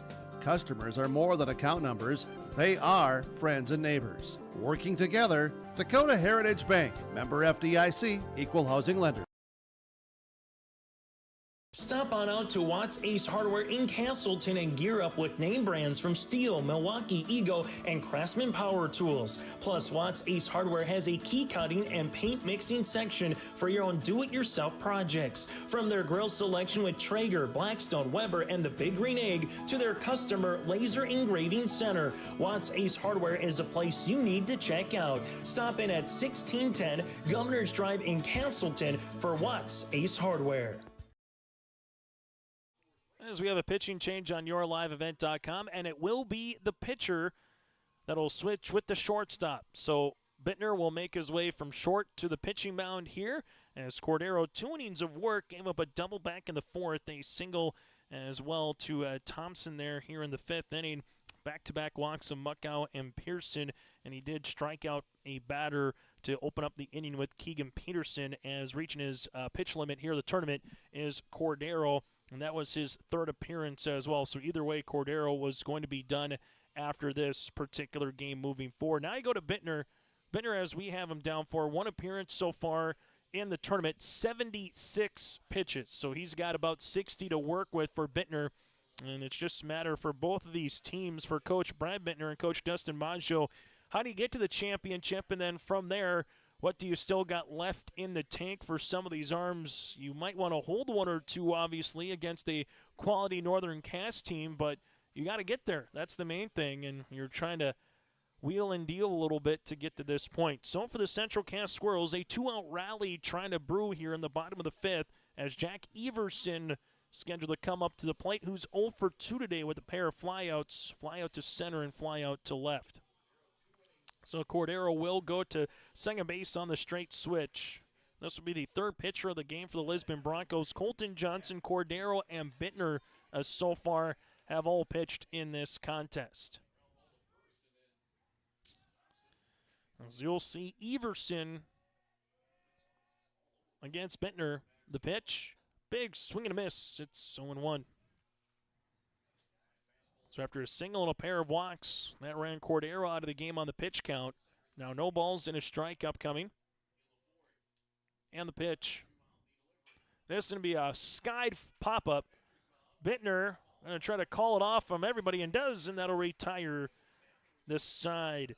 There were no runs on a hit, no errors, and 3 runners left on base. On the Bank North scoreboard, we head to the top of the 6th inning. It's Lisbon 4, Central Cass 3 on your liveevent.com. Stay up to date all year long with your live event from our social platforms with X, Facebook, and YouTube. From the latest coaches show to watch game broadcasts back on demand from earlier in the season. Search your live event on YouTube and hit subscribe. Outside the three-point arc. Pick and pop here with Spaeth into the left side corner. 3, good. For the complete and most up-to-date schedule throughout the year, head to our website at yourliveevent.com. Here on yourliveevent.com, it is high school baseball today, Region 1 baseball tournament. As we see Jake Thompson again continuing to get loose as we get to our in-game update brought to you in part by Dakota Heritage Bank. For the Lisbon Broncos, 4 runs across on 6 hits. They have committed 0 errors, and we have them down for 7 runners left on base. Well, for the Central Cass Squirrels, they have 3 runs across so far here today. On 6 hits, they have committed 1 error on the way for Lisbon, 0 here for the Central Cass Squirrels, and there have been 6 runners left on base for Central Cass. The Lisbon Broncos 4 runs in the 4th, while the Central Cass Squirrels a run in the 2nd and 2 runs in the 3rd. Winner has a date with Northern Cass coming up in the Region 1 Championship. That's an in-game update brought to you in part by Dakota Heritage Bank. Share their heritage and their future with locations in North Dakota and Minnesota. This one will be in there for a strike to Jacob Lyons, Cordero, and Eli Lyons. Hasn't necessarily just been one player today for either club. You can say that they're the reason why they've driven in 3 of the 4 runs or 2 of the 3 runs today. 4 different batters for Lisbon have driven in a run. Same thing for the Central Cass Squirrels. 3 pitchers for both teams. Trying to find a way to play a little bit later on here this morning for brunch in baseball after having breakfast in baseball. Here's the 0-2. And on the ground, this one will go to third baseman as Peterson goes across the diamond to Muckow, who's there, and it's 5-3 on the putout. And Jacob Lyons is retired, and there's 1 down. Cordero, top of the lineup here for the Broncos in a game that got underway back at 8:04 this morning, so nearing the 90-minute mark. Also, later this weekend on yourliveevent.com, EDC softball from Mickelson Field. That'll be tomorrow and Saturday. 7 games. Find their self for softball to go up to Albrecht Field at UND for Class A softball. Class B baseball and softball will be in Fargo. The 1-0 pitch swung on and miss. Newman Outdoor Field for baseball, North Dakota State for softball on the north side of Fargo on the 29th and the 31st. A week from today, state baseball and softball gets underway across North Dakota on the eastern side. Cordero sees us in there for a strike. It's now 1-2 on the way here to the junior second baseman. The righty and Thompson. 1-2 pitch, jammed him. Peterson trying to call everybody off, and a tough catch there by Peterson. That one maybe carried a little bit more than what he thought. Keegan kept backtracking and finally able to make the catch up the third base line, and there's 2 down. Eli Lyons has reached base twice with a pair of walks. He struck out back in the 4th inning. 2 down here in the top of the 6th. As Thompson has worked an inning so far in relief, able to deliver a strike. It's 0-1. This is the first appearance and the first pitches thrown for Thompson here in the tournament as well. The 0-1 pitch. This will be hit on the ground. This will be a tough play if it continues to go foul, and it does. Saw one with some turf, and just in terms of how you hit it, you can get that spin, and a ball like that might eventually make its way up and go fair. So still hustle it after it if you're the infielders, as we saw Central Cass was able to do so there. Here's the 0-2 offering. Just out of the zone, it's now 1-2 for the Squirrels. Bottom of the inning, they will send their 7, 8, and 9 batters to the plate. Here's the 1-2 pitch. This one getting out of the way. It's now 2 balls and 2 strikes. Coming up, we'll also get to our post-game show, brought to you in part by Norman County Raceway and the Red River Valley Speedway. Take a look at the final line score and get you ready for the championship game. 2-2 pitch. It'll miss. It's now works the count full at 3-2. As we'll see the 3-2 offering upcoming. This one will run in and hit him. So Eli Lyons hit by a pitch. He will take first base. And we'll see a courtesy runner coming on here with Grayson. So Grayson will go towards second base here for the Lisbon Broncos. As now it's to Jordan Bentner. Bentner, pop out, fly out, and reaching out a fielder's choice so far here in this one for the Broncos. As they dig back in, and this is the heart of the lineup here for the Lisbon Broncos. Thompson looking to get out of the inning here for the Central Cass Squirrels. Is this one out of the zone? It's now 1-0. First of 5 or first of potentially 6 games here today between Region 2 and the Region 1 baseball tournaments. Then we'll add 3 more for softball a little bit later on, getting underway at 2 o'clock. Kindred Richland and Enderlin with the pickoff throw back to first, not in time. Championship following that was Central Cass and Hillsborough Central Valley at 4, then an elimination game from there at 10 o'clock, or a state qualifying game a little bit later on at 6 o'clock, that is. 2-0 pitch in there for a strike. So 2, 4, and 6. If you're looking for some Region 1 softball, come on out with Enderlin, Hillsborough, Central Valley. Also got Central Cass and Kindred Richland. 2 teams that played in the state championship last year still alive in Central Cass and Kindred Richland softball. 2-1 in there for a strike, now 2-2. And we'll see the Lisbon Broncos also add softball to their varsity portion of their athletic department when adding baseball this year as well when the vote went through. 2 balls, 2 strikes. We'll see if Grayson stays punt being held by Noah here. As Thompson looks at the runner. Here's the pitch. 2-2. That'll be out of the zone. And now Grayson will get a free start with a full count.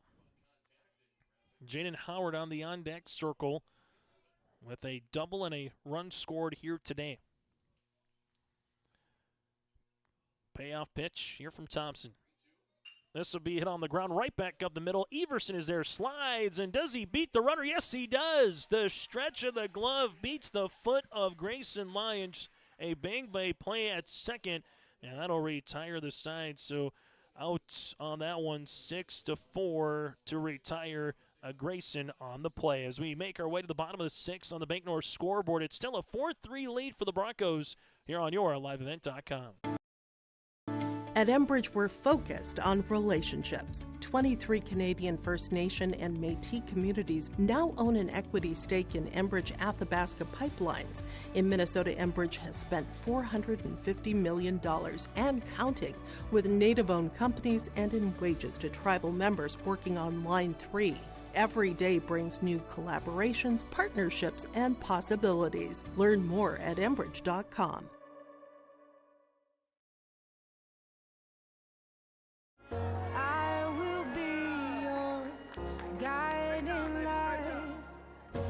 You don't have to go alone. I will bring you through the storm. I will lift you up. No, you're not on your own. I will be the light that carries you through the storm. I will lift you up. On the Bank North scoreboard, it's a 4-3 lead here for the Lisbon Broncos. Go to banknorth.bank. Been a financial partner for generations, helping customers and communities build, grow, and prosper. To see what values-based banking can do for you, go to banknorth.bank. Member FDIC, equal housing lender. Chase Miller with you today from Castleton, in which it's slowly but surely starting to warm up a little bit. Kind of joked in the press box. Good day for some little breakfast sandwich, some pancakes, anything of that nature that has come to mind. A little bit later on, we'll keep you what's going on in Region 3 baseball. We'll have Region 1, Region 2, and Region 3 in terms of baseball coverage all here on yourliveevent.com. For the Squirrels, bottom third of the lineup, but the guy who is opening things off has been one of the better bats here for the Squirrels, and Ryan Osmondstead here in the tournament. First pitch swinging.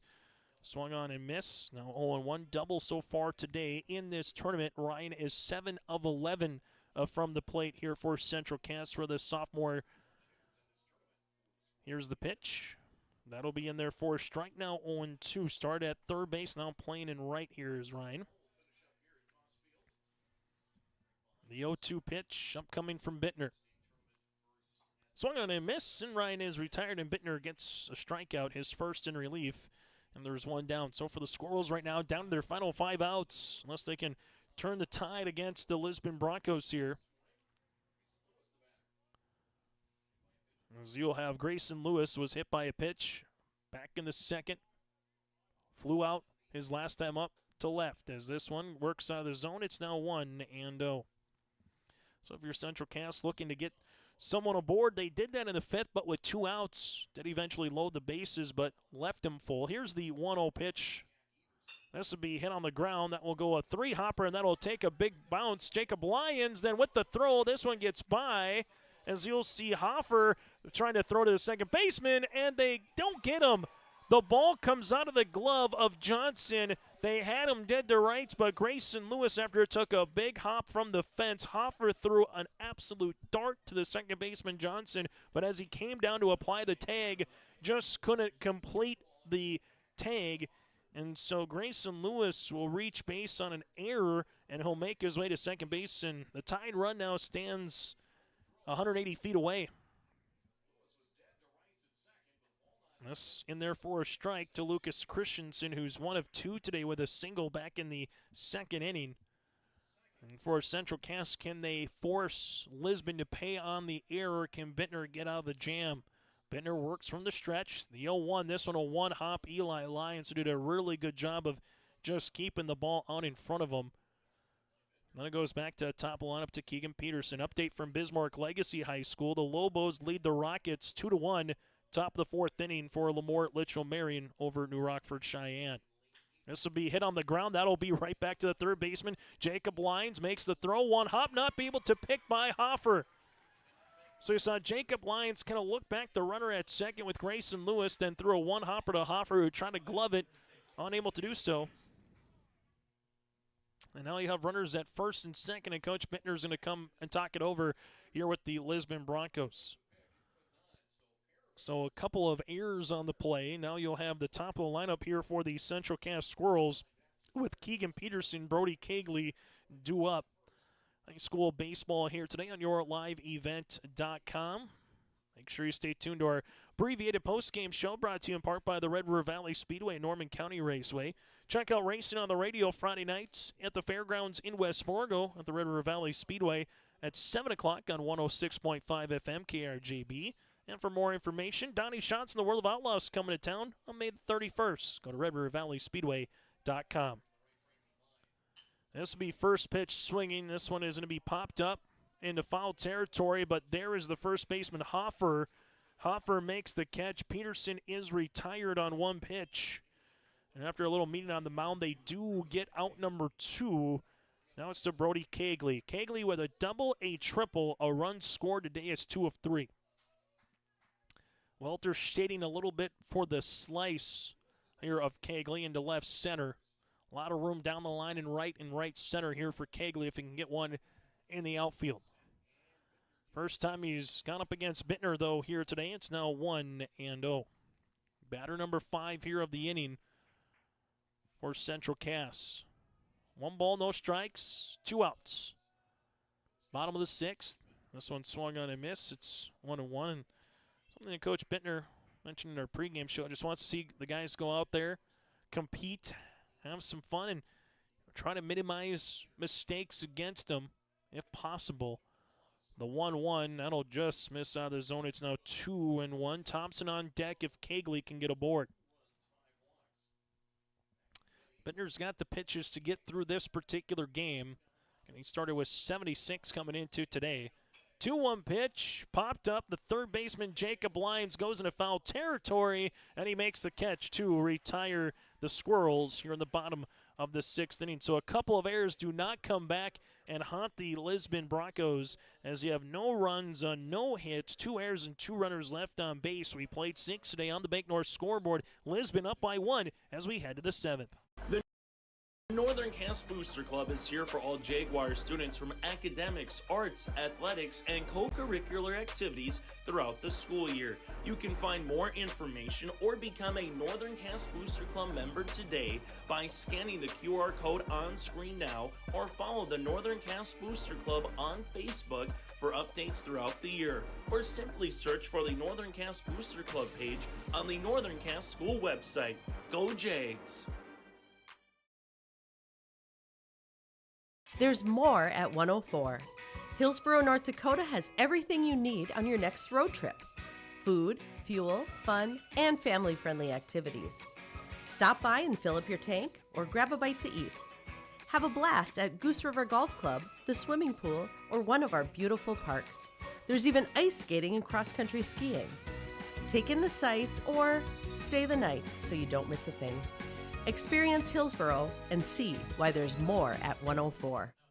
Top of the 7th inning we go, and the Lisbon Broncos up by 1, trying to add on to what they've already been able to do today here on yourliveevent.com. Well, for the Central Cass Squirrels, looking to get to the bottom of the 7th, where 1 run can change the tide here for the Central Cass Squirrels. It is high school baseball here today, as this one will be on the zone. But he did go through, as Howard now sees it, no balls and 2 strikes. So 0-2 upcoming. As this one's going to be hit on the ground, that'll go to Everson. Everson is there, makes a good throw, but this one will be errant. Then Howard able to get back up and quickly get back to first base as he went to go stretch for first base. Howard either rolled up a little bit on the bag, it looks like, as Noah looks to be okay.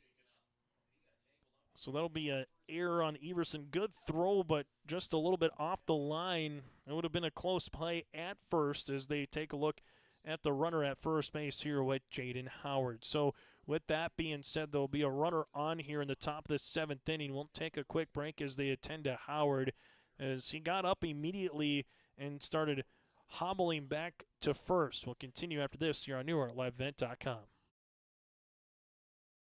Farmers, are you expanding, upgrading, or want to automate? Visit with the experienced staff at Hope Electric to learn about the latest electrical systems and the newest technologies that they have developed to make your operation more efficient. Get a custom system in place with features like iPad truck loading and remote view grain storage, touchscreen controls, hazard monitoring systems, and wireless cellular cameras to protect your assets. Hope Electric, serving the agricultural and commercial industry since 1978. Visit hopeelectric.com or call 701-945-2460. Hunter Insurance Agency is a locally owned full-service agency providing protection and coverage in a number of different areas. Hunter Insurance Agency offers multi-peril crop insurance, crop hail insurance, and farm insurance for buildings and equipment. Plus, they offer home, auto, life, and business insurance. For more information, go online to hunterinsuranceagency.com or stop in and speak with Johnny Jorgensen at Hunter Insurance Agency. Find them at 201 Main Street, Hunter. As Jaden Howard looks to be all right for the moment, as he came up under his own pressure, stretched out a little bit. They gave him the thumbs up, kind of saying, I'm good to roll. So that's the good news there from the Lisbon Bronco perspective, that you can stand the game, as the runner will stay put. The throw will go down to first, not going to be in time on the pickoff attempts. So you'll see a 1-ball, no strike count coming here to Colton Johnson. So Jaden Howard able to put the ball in play, gets rewarded with an error to get to first. Colton Johnson so far 1 of 2 today with a single, a run scored, and now Pearson is a little bit nicked up. So we've seen the injury bug come out here this morning as Pearson right now holding on to that hand a little bit right now, that right hand, trying to flex it out and stretch it out a little bit. So we've seen a handful of players get nicked throughout the portion of this game, kind of starting with Colton Johnson, the starting pitcher, came out in the third inning for the Lisbon Broncos, as they will take a look at Pearson, and someone that Jake Thompson mentioned in the game back earlier in the week on Monday, that it just was one of the guys to make note of here in terms of what he does behind the plate in terms of keeping base runners at bay, blocking a bunch of pitches, and also just taking a beating as anybody does at the catcher spot. But that is also his throwing hand and what they're working on currently right now. So not the catching hand, but the throwing hand looks to be all right here for Kale. Maybe just more of a stinger than anything else. So Coach Dustin Majou comes out, takes a look at him. Justin Farkas gives Kale the equipment and his little bit of the catcher's mask back, and we're back in business, as allowing Kale here just to kind of get a couple tosses and look like it's all right. So 1 ball, no strikes, and in this situation for Coach Brad Bentner, we'll see if they put the runner in scoring position. They've already had a runner thrown out today here at second base with Cordero. 1 ball, no strikes, and a very large, important run that stands at first base here for Lisbon, trying to get up by 2 runs and have a little insurance before Central Cass comes up on the bottom of the 7th with their final 3 outs here of the regulation 7 innings of baseball. Here's the 1-0 looking to bunt. This one goes up the first baseline. Thompson is there. Good bunt on the way if you're Colton Johnson. You do what you needed to do on the sacrifice, move the runner up. The Central Cass Squirrels will take the out. Now it's to Elliot Welter. Welter has reached base twice, a single and a fielder's choice, with a run driven in and a run scored today here for the Lisbon Broncos. Able to get the first run driven in back in the 4th inning for Lisbon to cut the deficit at the time to 3-1. Batter number 6 in the lineup here for the senior center fielder. Thompson looks back the runner. This is going to be popped up. We'll see the catcher and Pearson. Pearson misses this one as he goes into the fence.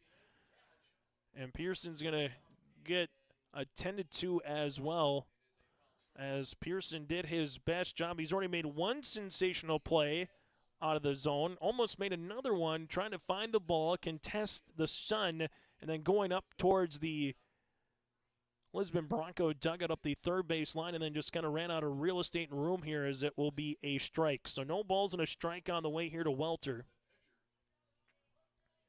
As Thompson looks back into Pearson, we see him go up the first base dugout, the third base dugout behind the backstop here to try to get a foul ball. 0-1. This one will be swung on and missed. It's now 0-2. So no balls, 2 strikes on the way here to Welter. Runner at second base is Jaden Howard. Elimination game of the Region 1 baseball tournament. Northern Cass sitting and waiting to see who they'll play in the Region 1 title. We have a rematch of last year. Will some new blood be in there with Lisbon? Swung on a miss, and Thompson gets the strikeout, his first in relief, and there's 2 down here in the top of the 7th inning. Cruz Ranke, a couple of singles here today with a run scored back in the 4th. So Thompson will be coming on looking for his back-to-back strikeouts, see if he can get it or get out of the inning here by getting it out of Ranke and keeping the game at 1. Ranke, the freshman. We'll see this one out of the zone. It's 1 ball, no strikes. So after Thompson has came in relief, got the last out of the 5th, able to go through 4 batters in the 6th, and this is the 4th batter here in the 7th that he has seen so far against the 1-0 pitch. This one will get by Pearson up the first base side, and easily getting into third base will be Howard. So I'll make it 2-0 after the wild pitch on the way here. And now the Lisbon Broncos with an insurance run that stands 90 feet away by the name of Jaden Howard. Jackson Hoffer on the on-deck circle if Cruz Ranke can find a way to get aboard. Thompson trying to keep everything close with the 2-0 pitch. 2-0, good spot in there for a strike. It's now 2-1.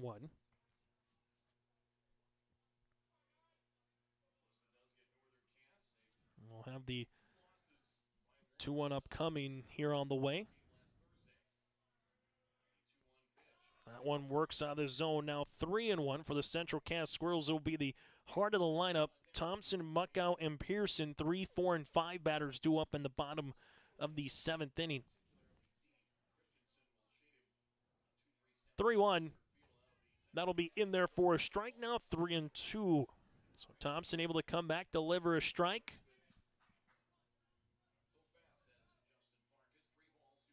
And we'll see the 3-2 pitch. This one runs out of the zone. It's a walk. And you'll have a hit by a pitch and a walk here for Thompson in relief. Runners at the corners with 2 down. And with Cruz Ranke, see if Brad Bentner maybe puts on a potential play here. Sometimes you might have a delayed steal. See if you can force the catcher to throw down to second and bring a run in. Jackson Hoffer 0 for 2 today with a walk and 2 strikeouts. Runner will stay put at first. This one runs in at the hands of Jackson. It's now 1-0.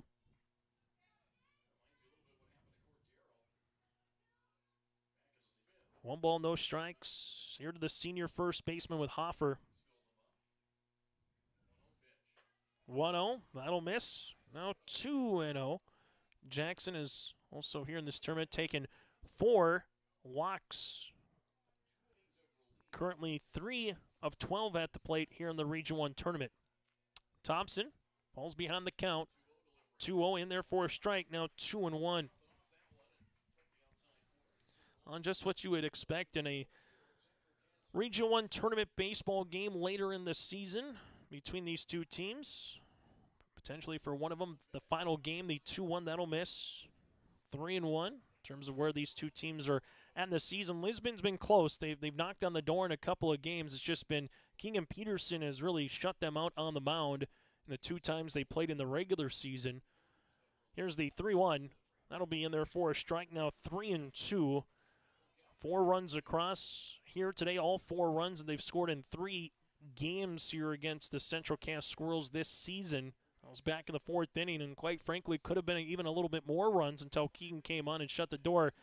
Lane runner's going to go. Here's the swing and a miss. It's not going to matter.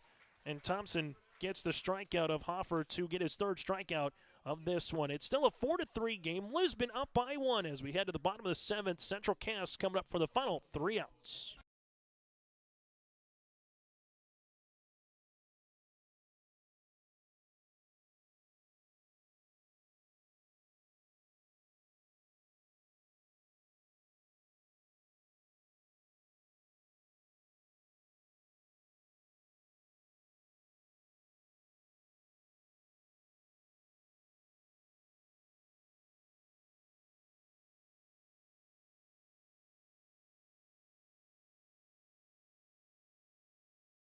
It's time to hit the ground with summer lawn and gardening projects, and Mayport Hardware is here to help. Stop by the greenhouse and browse the wide selection of flowers to liven up your yard. From the outdoor power tools of mowers, tillers, and trimmers to the lawn care essentials of seeds, fertilizers, and top-tier gardening tools, let Mayport Hardware transform your yard to where the grass is greener. Come visit Tim, Sue, and the staff at Trail County's Hardware Hank on Main Street in Mayville. High school baseball here. As we go to the bottom of the 7th inning, final 3 outs for the Central Cass Squirrels. If the Broncos can hold on for the victory, you would find your way to have a new team in the Region 1 baseball tournament championship game from a season ago, and we'll also have a new champion. The Squirrels at least trying to score 1 to force extras, 2 to win the game as Bentner is on the mound. Thompson, Muckow, and Pearson here today. In the bottom of the 7th, Thompson 1 of 2 with a sacrifice fly. Swung on and missed. It's now 0-2 upcoming. No balls, 2 strikes. Here to the senior pitcher. Starting right field. 0-2. That'll miss on the zone at 1-2. Squirrels with a run in the second, 2 runs in the third, 4 runs in the fourth for the Lisbon Broncos. That's been the difference here in this one. The 1-2 pitch, breaking ball. Thompson hits it to straightaway center. This one will be in front of the center fielder, Welter, and Thompson gets aboard with a leadoff single here for Central Cass. First hit against Bentner in relief. Second base knock of the game for Thompson. Now it's to Noah Muckow. A walk, a homer, and a ground out here for Noah. Tying runs on base for Central Cass. The go-ahead and game-winning run at the plates. Bentner from the stretch. Muckow looking to bunt. He does up the first base side. This one will be gloved and picked up there by Bentner. So with your number 4 batter, go a little small ball here for Coach Dustin Majou. Nicely bunted and execute play by Muckow up the first base side. There is 1 down, and Thompson will be in scoring position. As you'll see the sacrifice bunt. Now it goes to Pearson. Pearson has reached base with a hit by pitch and a pair of walks today. 1 down, bottom of the 7th inning. Bentner with the pitch. Delivers a strike. It's 0-1. Jack Everson on the on-deck circle here for Central Cass. So after a leadoff single by Thompson, a sacrifice bunt by Muckow, Bentner 0-1 on the count here to Pearson. This is foul back. It's now 0-2. I'll have your first varsity team since the early 60s here for the Lisbon Broncos. Your first year back, you're 2 outs away from getting to that Region 1 title game. The 0-2 pitch. This will be laced, and it's down the left field line. Getting there is going to be Howard. It goes underneath his glove. Coming in to score will be Thompson. Pearson makes his way to second. Pearson rounding second on his way to third. Here's the relay throw. Pearson slides in safely. We're tied at 4 apiece. So the single on the way. Then it gets underneath the glove of Howard after that. Coming in to score, and we're tied at 4 apiece, is Thompson.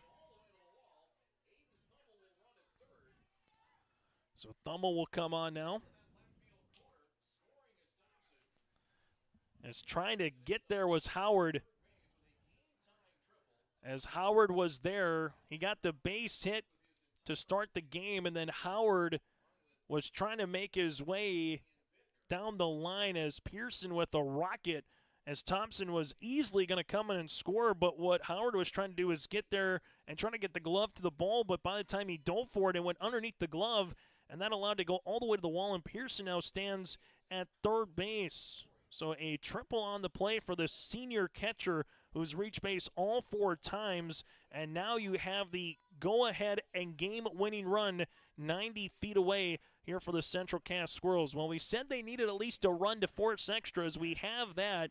Now it's a matter of can the Squirrels put the game away here in the bottom of the 7th inning. Infield comes in, Thummel at third, and the pitch by Bentner will miss on the zone here to Jack Everson.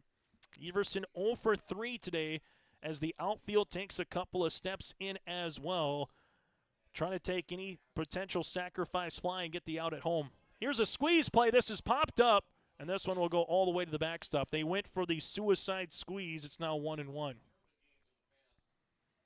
The suicide squeeze, if you can put the ball in play and down on the ground, that can come in and work wonders. But when you get a ball that gets popped up, you could run yourself out of the inning just as easy.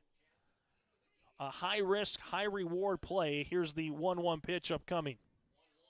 Looking to squeeze again. This one is going to be bunted, and that'll go foul.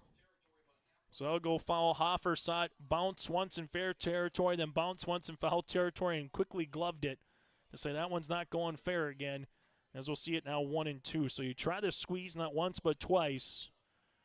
And now with the 1-2, we'll see the play is on again for Coach Majou here. So the Squirrels have tied things up after a single by Thompson, a frozen rope by Pearson down the left field line for a triple. Here's the 1-2, and they try to get the runner.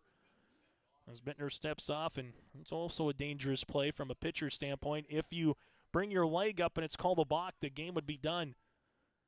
There's the 1-2. Swung on a miss, and Bentner gets the strikeout.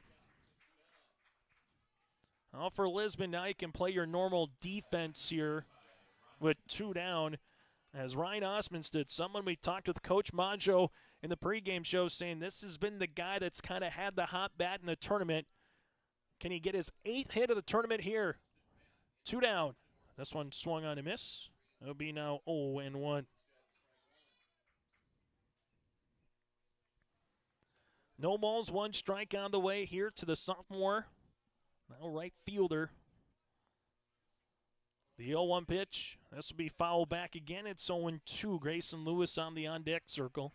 If we get to extras, it'll be 9-1 and 2 batters due up here for the Lisbon Broncos. And with 5, potentially 6 games here today, why not potentially just move everything back a little bit farther? Here's the 0-2 offering from Bentner. That'll be out of the zone. Now 1-2, trying to see if Ryan would climb the ladder there above the elbow and above the shoulder. Still 2 down. Squirrels have tied it. Now a chance to win it. Broncos looking for extras. The 1-2. This is going to be hit on the ground. That'll go to Cordero at short. Cordero with the throw across, and we're going extras here in the Region 1 baseball tournament. 6-3 on the putout, but a run does come in on 2 hits. There were no errors and a runner left on base. Let's play a little more here in Castleton as we'll make our way to the 8th on the Bank North scoreboard. Time at 4 on your liveevent.com. Late models return to the Norman County Raceway, Ada, Minnesota, June 28th. Ada Building Center LLC start to finish showdown. Presented by R&J Broadcasting Incorporated. Enjoy the experience. Nationwide top 10 experience last year. Let's make it number 1 this year. World of Outlaws, late models, Ada Building Center LLC start to finish showdown. Presented by R&J Broadcasting Incorporated. Tickets now available. ncraceway.com. It's safe to say we have it pretty good in the Drayton, North Dakota area. Growing sugar beets, making sugar, bringing a little sweetness to the world. Every day, American Crystal Sugar produces sweet products people love in a place we love to call home. It's a thing we like to call the sweet life, and we're proud to share it with you. American Crystal Sugar's Drayton facility has recently started offering a $4 per hour shift differential for rotating shifts. Go to AmericanCrystalCareers.com for more information.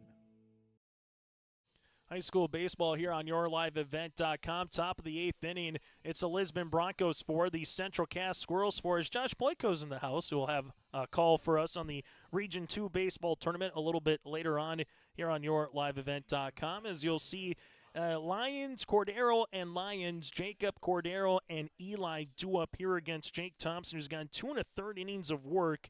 Couple walks and 3 strikeouts in relief, is yet to give up a hit here for Thompson. Top of the 8th inning, extra inning baseball here in the Region 1 tournament. Winner plays Northern Cass, swung on a miss. And if you're Northern Cass, yeah, you want to play in the Region 1 championship game here sooner rather than later, particularly for those athletes who got to make their way to track. As this one misses inside, it's now 1-1. But from just a baseball-only perspective, you don't mind some of these teams for Central Cass and Lisbon going potentially through some more arms and getting some pitches done, as this one will hit Jake. So Lions will take first base here. It'll be his 3rd free pass of the contest. And you'll have a runner at first base on the way with Cordero. As Cordero has reached base twice, singled back in the 4th with a run driven in. And going back to Noah Muckow to have that bunt to bring the runner in scoring position, allows Pearson to come up and rip one down the line to tie the game here at 4. We'll see what Cordero does. He's going to bunt one up, and this one goes to Jake as he will able to go Thompson. Quickly look back the runner. It will be a sacrifice bunt, and Jacob Lyons makes his way towards second base, and there's 1 down. Now you have Eli Lyons, the junior catcher. He's reached base 3 times today. Pair of walks and a hit by pitch, struck out back in the 4th inning. This will be his second time going through against Thompson here. Go-ahead run for the Lisbon Broncos stands at second base.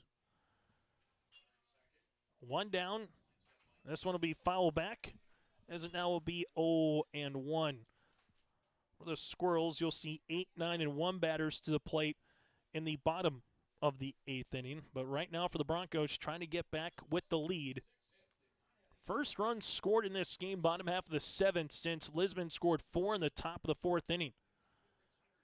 The 0-1 be a productive swing regardless. They do get the out by about a stretch. Kegley to Muckow, 4-3, does advance the runner Jacob Lyons to third. So if you're going to get an out, make it productive. That's what Eli Lyons was able to do, and now it's to Bentner. Bentner and Howard and Johnson, all three of them can hurt you in some capacity. Oaks Tornadoes walk the bases full for Bentner back on Monday, then Howard with a bases clearing double. So kind of pick your poison right now if you're Central Castle, the runner at third base. One out gets you to the bottom of the 8th, tied. Bentner trying to give the Broncos a lead. This one misses out of the zone. It's 1-0. Bentner 0 for 4 today here in this game. 6 of 13 in the tournament with 7 runs driven in. 1-0 offering upcoming from Thompson. This would be hit, a 3-hopper that'll be in for left field for a base knock. Coming in to score is Jacob Lyons. Bentner making his way to second base, and he will get in there no problem. The Broncos have taken the lead now at 5-4. Good piece of hitting for Bentner. He gets the run driven in. It's now 5-4 here for Bentner. Gets the single, and then Lewis just kind of ate up the baseball there for the error on the play as you'll make their way to second base on top of it. So the Lisbon Broncos have taken the lead as it's now 5-4 here for Lisbon. So a hit by pitch, leadoff walk, leadoff hit by pitch does come back and hunt the Central Cass Squirrels near the top of the 8th inning. First run for the Broncos since the top of the 4th. As you'll see Thompson right now against Jaden Howard. Howard with a double with the run scored back in the 4th. First pitch swinging. This one is hit in the air. That'll hop in front of Lewis. Lewis coming in. Here's the relay throw. It goes over the cutoff man, and Howard will drive in another run for the Lisbon Broncos. It's 6-4 Lisbon. Able to see the Broncos just switch places here, 6-4, as Howard will have the single. He'll take second on the throw. Coming in to score will be Bentner, and that'll be Howard's first run driven in of the game. And this one is fouled back by Colton Johnson. The Broncos with 6 runs driven in by 6 different players. Now it'll be 0-1 on the way here to the number 5 batter in Colton Johnson. Johnson with a sacrifice bunt his last time up. Here's the 0-2. This one will go all the way to the backstop. Now to third base. Here will be Howard as it's 1-1. 1 ball, 1 strike on the way. Here to Colton Johnson. As you'll see, the Lisbon Broncos 2 runs across. Can 3 come in, or can the Central Cass Squirrels minimize it to 2 here in the top of the 8th? This one swung on. It's now 1-2.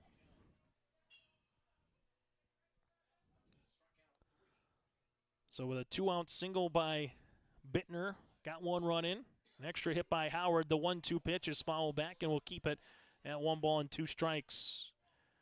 Region 1 baseball tournament, survive and advance. Try to go from breakfast to brunch to lunch here today if you're one of these 2 teams. Just keep on moving over the next couple of hours with the 1-2 offering upcoming from Thompson. This one got him, jammed him for the strikeout. Jake gets his 4th strikeout, but not before able to get a couple of runs across here in the top of the 8th inning. 2 runs across here for the Lisbon Broncos on your LiveVent.com. Softball or baseball skills to the next level with personalized instruction from the professional staff at the Ball Yard. Their mission is to provide area players, young and old, the opportunity to improve their skills in a professional level facility and to provide a high level of instruction to youth players to help them achieve their goals at the Ball Yard. Come and visit the one place in the Fargo-Moorhead area where it's always summer. For more information, go online to fmballyard.com. That's fmballyard.com.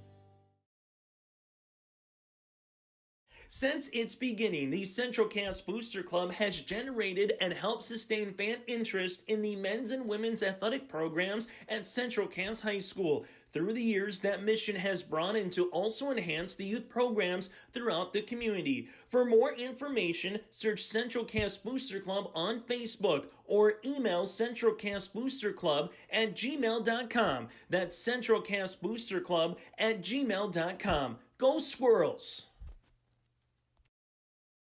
So 2 runs across for the Lisbon Broncos in the 8th inning. And the question will be, is it enough for the Lisbon Broncos as we make our way to the bottom of the 8th? Josh Boyko with us here will be making his way down shortly, ready to get an interview for us in the bottom of the 8th inning. If, again, the Central Cass Squirrels are unable to score 2 runs across, if they can score 2, we'll go 9. If they go score 3, the game will be over here today in extra innings. Bentner, we'll see this one. That'll miss. 8, 9, and 1 batters due up here for Central Cass, so could be some table sitters here. 1 ball, no strikes. Lewis has reached base twice on a hit by pitch and an error. The 1-0 offering, that'll be off the glove of Eli Lyons. It's now 2-0. Northern Cass just patiently awaiting the winner of this game, which were 2 hours and 10 minutes old here in this one. 2-0 offering, that'll miss. It's now 3-0. And for Central Cass, all about finding a way to bring the tying run at least to the plate. Here from the Squirrels' perspective, 3 balls, no strikes. Here to Lewis. Lewis not letting that bat leave the shoulder. It's now 3-1. We'll see if he has the take sign on again or if they'll let him swing if he gets his pitch. 3-1, that'll be out of the zone, and Lewis gets aboard. First walk for Bentner in relief, and the Central Cass Squirrels do indeed get a tying run here to the plate by the name of Lucas Christensen. Christensen with a single back in the 2nd inning, reach base on an error back in the 6th. Justin Farkas calling balls and strikes behind the plate. Bentner from the stretch. As this one works out of the zone, it's now 1-0. About 3.5 hours from now, we'll be talking Region 1 softball here in Castleton for the 2 o'clock game. Elimination of Enderlin and Kindred Ridgeland. Jake Berkemeyer will be on the call for you on that one. Region 2 baseball later this afternoon, just a matter of when, after the noon hour of Region 2 with Thompson, Hatton, Northwood, or will it be closer to 2 o'clock hour as this one works low. It's now 2-0. Also going on out in Bismarck Legacy, the Region 3 baseball tournament with Greg Grenz on the call with Lemoore, Litchfield, Marion, Edgeley, and New Rockford, Cheyenne. Keep you apprised of what's going on out in Bismarck between those 2 teams. And it's gone final. LLM is moving to the Region 3 championship with a 4-1 win over New Rockford, Cheyenne. New Rockford, Cheyenne will go up against South Border in an elimination game, with then the winner to play in the Region 1 championship. But again, Lemoore, Litchfield, Marion in the driver's seat, just as Northern Cass is here. As they're talking it over, just making sure where these 2 are at. Coach Bentner will come on, talk with Justin Farkas. And this Coach Brad Bentner talking here with Justin. And they're getting the explanation from what Brad Bentner was asking about here. As you see both Brad and Coach Majou talking it a little bit up the third baseline as well. All things considered, everything is still good. 2 balls, no strikes. Runner on first. Nobody out here. Bottom of the 8th inning.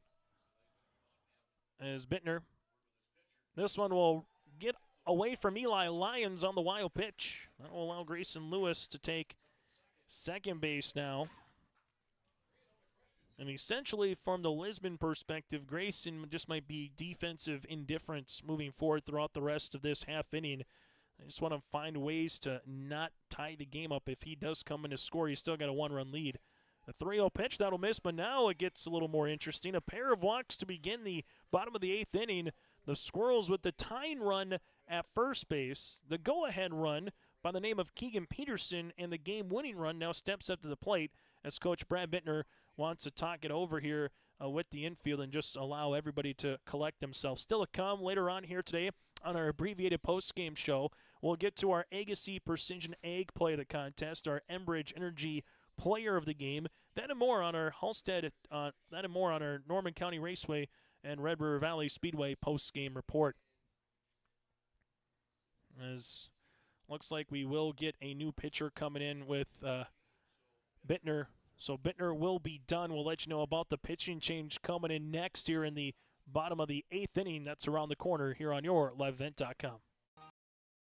For trusted news, weather, and sports from your community, look to R&J Broadcasting Incorporated, KRJB, KRJM, and KKCQ Radio, and rjbroadcasting.com. Hear local voices from local radio with news and information from the area. Your information stations, KRJB, KRJM, and KKCQ Radio, and rjbroadcasting.com. Local voices from local radio. There's more at 104. Hillsborough, North Dakota has everything you want in a hometown. Business opportunities, great jobs, and a top-notch school. Shovel-ready lots for your next idea. Great jobs in manufacturing, healthcare, and agriculture. An excellent education for your kids with small class sizes and lots of school spirit. Plus easy access to I-29 and the conveniences of North Dakota's largest cities. Build your future in Hillsborough and see why there's more at 104. So Bentner will come out of the game, 2 1/3 innings worked. He still has 21 pitches left for the remainder of this tournament. That was his second as well appearance. Coming in now will be the first baseman in Hoffer. Hoffer so far 78 pitches thrown in 1 appearance here for the Lisbon Broncos. Runners at first and second after a pair of outs. Lewis at second, Christensen at first base. Bentner 2 1/3 innings of work, 1 run against so far. 1 hit. That hit coming, 2 hits against him. Those hits with Thompson and alongside Pearson. A couple of walks and 2 strikeouts as well here today for Bentner. So here's going to be the defensive changes. Bentner will go to short. Cordero will go to second. And Johnson now will go to first base here for the Lisbon Broncos. Jacob Lyons still at third with Eli Lyons behind the plate. You also will have everything making its way through here for the Lisbon Broncos, as you still have Walter in center, Howard in left, and Ranke in right.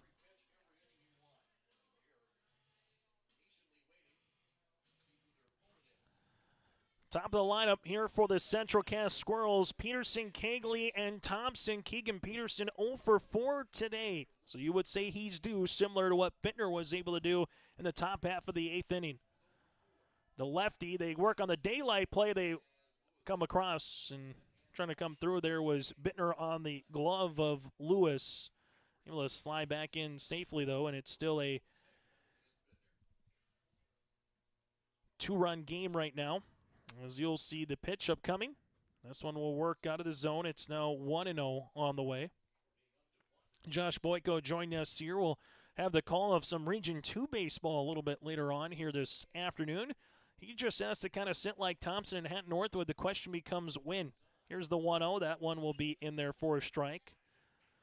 Kind of like in a jammed airport where you're 20th in line on the tarmac, wondering when you can finally take off. That's kind of what the teams are after this outside of Northern Cass for Region 2, wondering. We know we're going to have liftoff. It's just a matter of when. 1-1 pitch. It's bunted. That'll go towards the first baseman, Johnson. Johnson fields it, goes to Cordero. 4-3 on the put-up, but a productive out at that.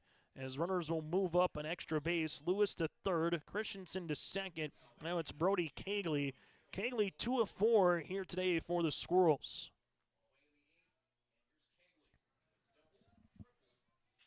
And for Central Cass, this has been one of the areas of a batter that you probably want at the plate in terms of what he's been able to do. This one breaking ball in there for a strike. Lefty-lefty matchup. As you'll see this one now 0-1. Thompson on the on-deck circle, then Muckow is after that. 0-1 pitch upcoming here from Hoffer. This one runs in, swing and miss. It's now 0-2. So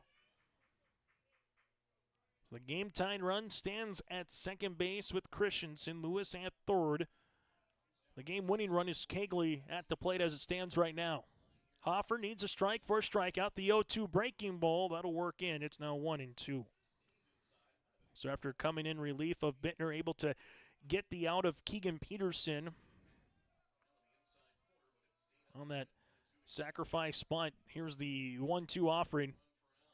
Outside, now 2-2. So after falling behind the count, Kegley has worked it even. 2 balls, 2 strikes, and given roughly probably close to a half hour or so after this game concludes once we get to our championship game. Here's the 2-2.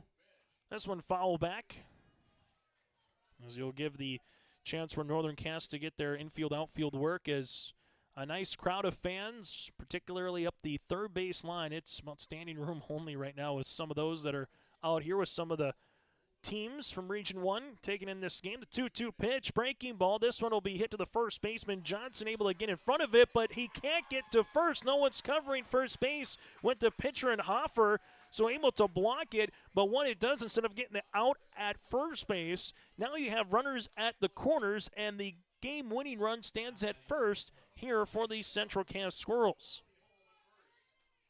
So you'll have runners at the corners. It's a 6-5 ball game right now.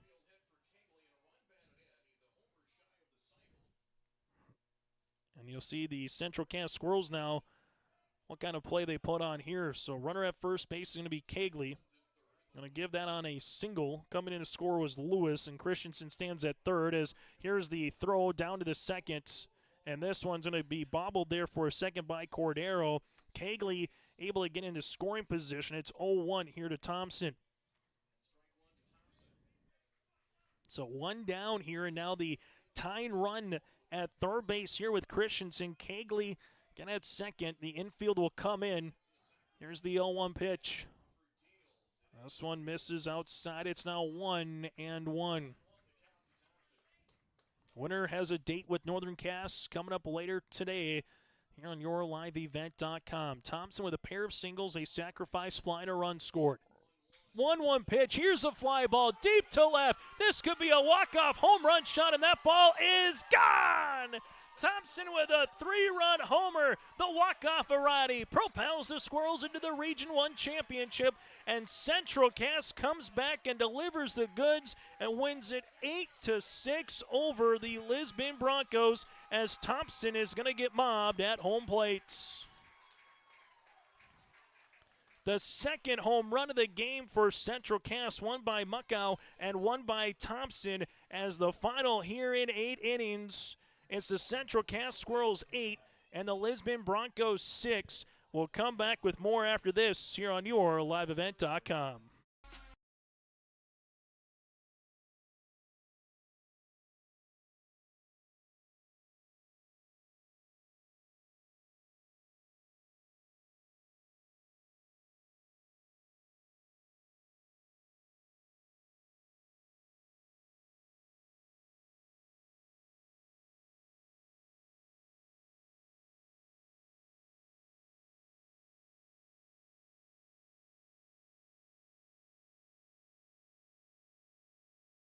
Halstead Telephone Company delivers fast broadband internet, telephone, and cable TV to residents in this region, including Halstead, Shelley, Neilsville, Climax, Fisher, Bigland, Gentilly in Minnesota, and Hillsborough, Caledonia, Gardner, and Argosville, North Dakota. Serving the area residents since 1904, Halstead Telephone continues to create a bright future for this region using 100% fiber optic technology. Service plans offer flexibility and choices, and there's local support personnel ready to help. Contact Halstead Telephone Company today. As we come back to our post-game show here today on YourLiveEvent.com, brought to you in part by Norman County Raceway and Red River Valley Speedway. The Lisbon Broncos will finish the season 17-11, while the Central Cass Squirrels pick up the win here today, and in doing so, a come from behind after they were leading the first 3 innings 3-0, fell behind at a 4-3. Came back and got a run in the 7th to force extras. 2 runs then by Lisbon in the top of the 8th, and a 4-run bottom of the 8th inning has propelled the Central Cass Squirrels again to a 8-6 win here in this contest in a game that goes 2 hours, and we got it down for about 22 minutes here today in this one. Moving on will be the defending Region 1 champs in the Central Cass Squirrels, and they will have a chance to defend their championship against a team that they beat last year in this very field in Northern Cass. And that's who they will play coming up a little bit later on as we welcome you again into our post-game show brought to you in part by Red River Valley Speedway and the Norman County Raceway. 4 runs driven in here for Thompson with that 3-run homer to left, the second home run for the Squirrels to left field. Noah Muckow hit one a little bit earlier on as well. These teams left everything on the line, and the true definition of a team win for both teams. The Broncos scored 6 runs with 6 different players getting a run driven in here today. Thompson will pick up the home run, but he'll also pick up the win here in this contest for the Central Cass Squirrels. The Central Cass Squirrels in this one able to put 8 runs across the board, while for the Lisbon Broncos, they put 6 runs across the board. As it's now time to get to our Enbridge Energy, a player of the game. Go to Enbridge.com for career opportunities. Life takes energy. That again is Enbridge.com for career opportunities. Kind of a tandem combination here in terms of some different plays, but obviously Thompson coming on, gets that 3-run homer.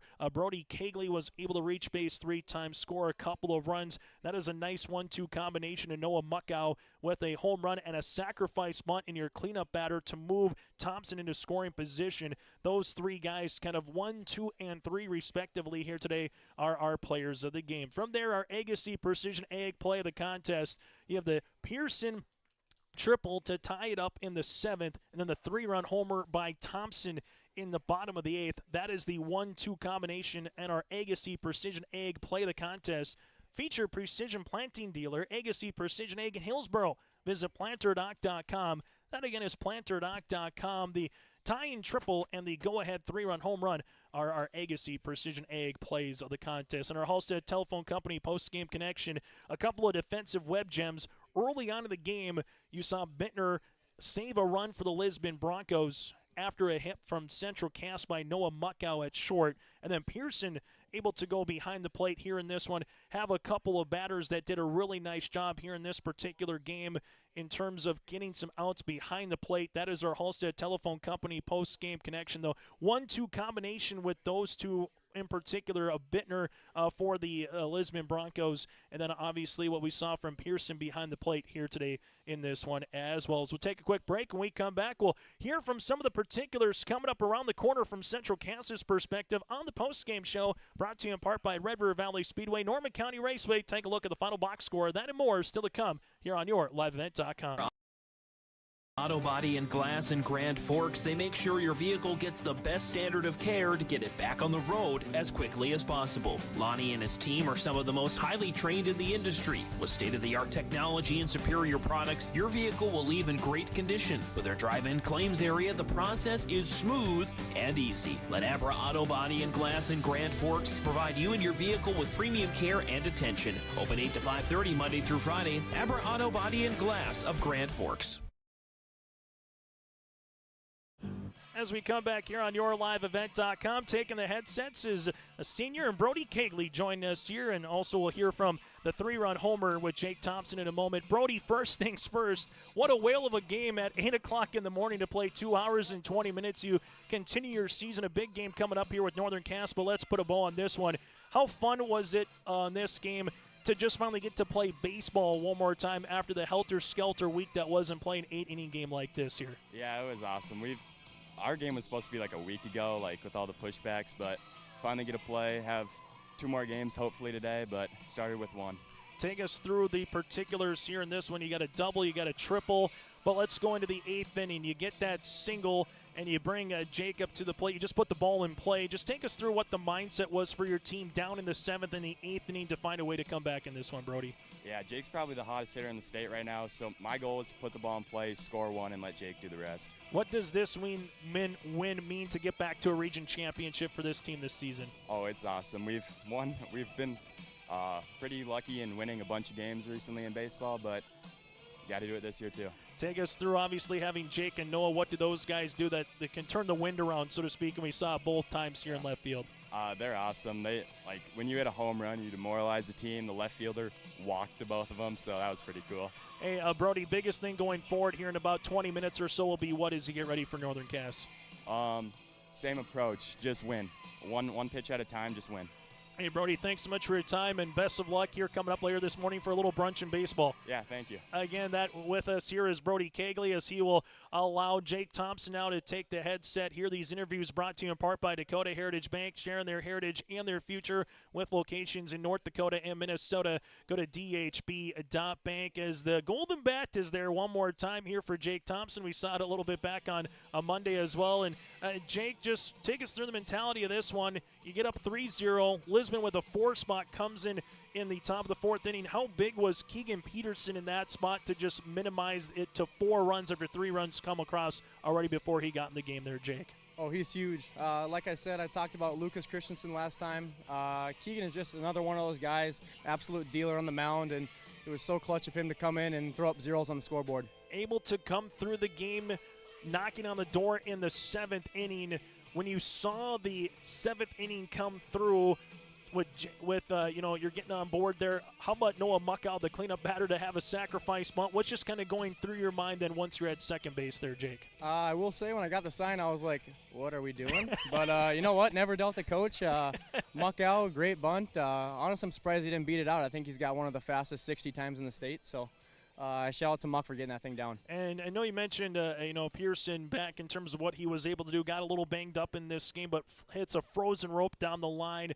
Once you get that hit, you know you're going to play extras. Just take us through what your mindset moving forward is as well, coming to the mound in the top of the 8th inning, trying to, get some outs and at least put yourself in a situation to win the game here in the bottom of the 8th, Jake. Yeah, like Brody said, one pitch and just win. We're going to do our best this game. Again, put the ball in play, make the plays. It should be a great region championship, and hopefully we get 2 of them. Last thing for me, Jake, take us through that 3-run homer. What were you looking at? Take us through the swing, and just kind of once you saw that ball in the air, what's kind of going through your mind? I've kind of been put in this spot throughout the postseason, and luckily I've been able to come through. So kind of same approach to the plate. I golf, and it's pretty easy to go up there with a clear mind. So that's what I try to do up there, and luckily was able to come again through for the guys. Well, you hit one on the green out of the park, so we'll take that on the golf reference. Jake, thanks so much for your time. Best of luck here later today. Absolutely. Thank you. Go Squirrels. That again, Jake Thompson joined us here on our post-game show. Those interviews brought to you in part by Dakota Heritage Bank, sharing their heritage and their future. Will continue on the post-game, brought to you in part by Red River Valley Speedway and Norman County Raceway. That is next. Precision Planting dealer. Say thank you to the farmers you come into contact with every day. They have chosen a career that is as much their deep passion as it is an absolute necessity for you and I. Spring is upon us and there will be farm equipment on the roads. Give them your patience and room to do their jobs. Trust me, they would rather be off the road working in their field than dealing with traffic. From all of us here at Agassiz Precision Ag, we say thank you and have a safe spring. It's the North Dakota All-Star Gathering on your live event, as we'll cover the Shields Softball All-Star Series on June 2nd and 3rd. This will be hit and over the shortstop Berg into left center field. A run comes in to score with Alexander Rapp. Optimist Volleyball Series June 16th and 17th. Blue outside Linsinger with another hammer. Plus, the Lions All-Star Basketball Series on July 14th and 15th. Baldwin finds Wick. Wick open, three-pointer coming. Yes, sir! For more information, go to yourliveevent.com. As we come back here on the post-game show, brought to you in part by Norman County Raceway and the Red River Valley Speedway here in this one, as we'll get through the final line score here on yourliveevent.com as Central Cass getting ready some warm-ups alongside with Northern Cass as well. Again, your finalists, Central Cass Squirrels, 8 runs, 10 hits in this particular game. They left eventually 5, 6, 9 runners on base for the Lisbon Broncos. 6 runs, 11 hits, 3 errors, and they would leave 11 runners on base here today here in this contest. Winning pitcher of record here in this one will eventually be Jake Thompson, and the losing pitcher will be Bentner eventually here in this one as well for the Lisbon Broncos. So with the win, the Central Cass Squirrels survive and advance, and that's the number one thing in this game. Keegan Peterson on the mound came up with some big pitches in the top of the 4th inning after the Lisbon Broncos were able to start the inning with a double, a single, and a single Bases were full. They brought a run in, got a walk of Hoffer, got a walk of Lyons. Then Keegan Peterson came on, gave up a single by Cordero, but struck out Lyons, fielder's choice to Bentner, and a strikeout to Jaden Howard to eventually minimize the damage there. The Broncos kept on coming with 2 runs in the top of the 8th inning, but they would fall short after the Central Cass Squirrels one more time played a run across on the triple by Pearson, then the big 3-run homer by Jake Thompson to propel Central Cass here into this championship game. So it'll be Northern Cass and Central Cass yet again in the Region 1 Baseball Championship. Northern Cass looking to get to state for the first time here. It's been a little while from the Central Cass perspective since they made it to state 2016. Well, for the Central Cass Squirrels, they'll try to win their 5th consecutive Region 1 title. That does it for our post-game show, brought to you in part by Norman County Raceway and the Red River Valley Speedway. We'll get to the championship coming up next here on your LiveEvent.com.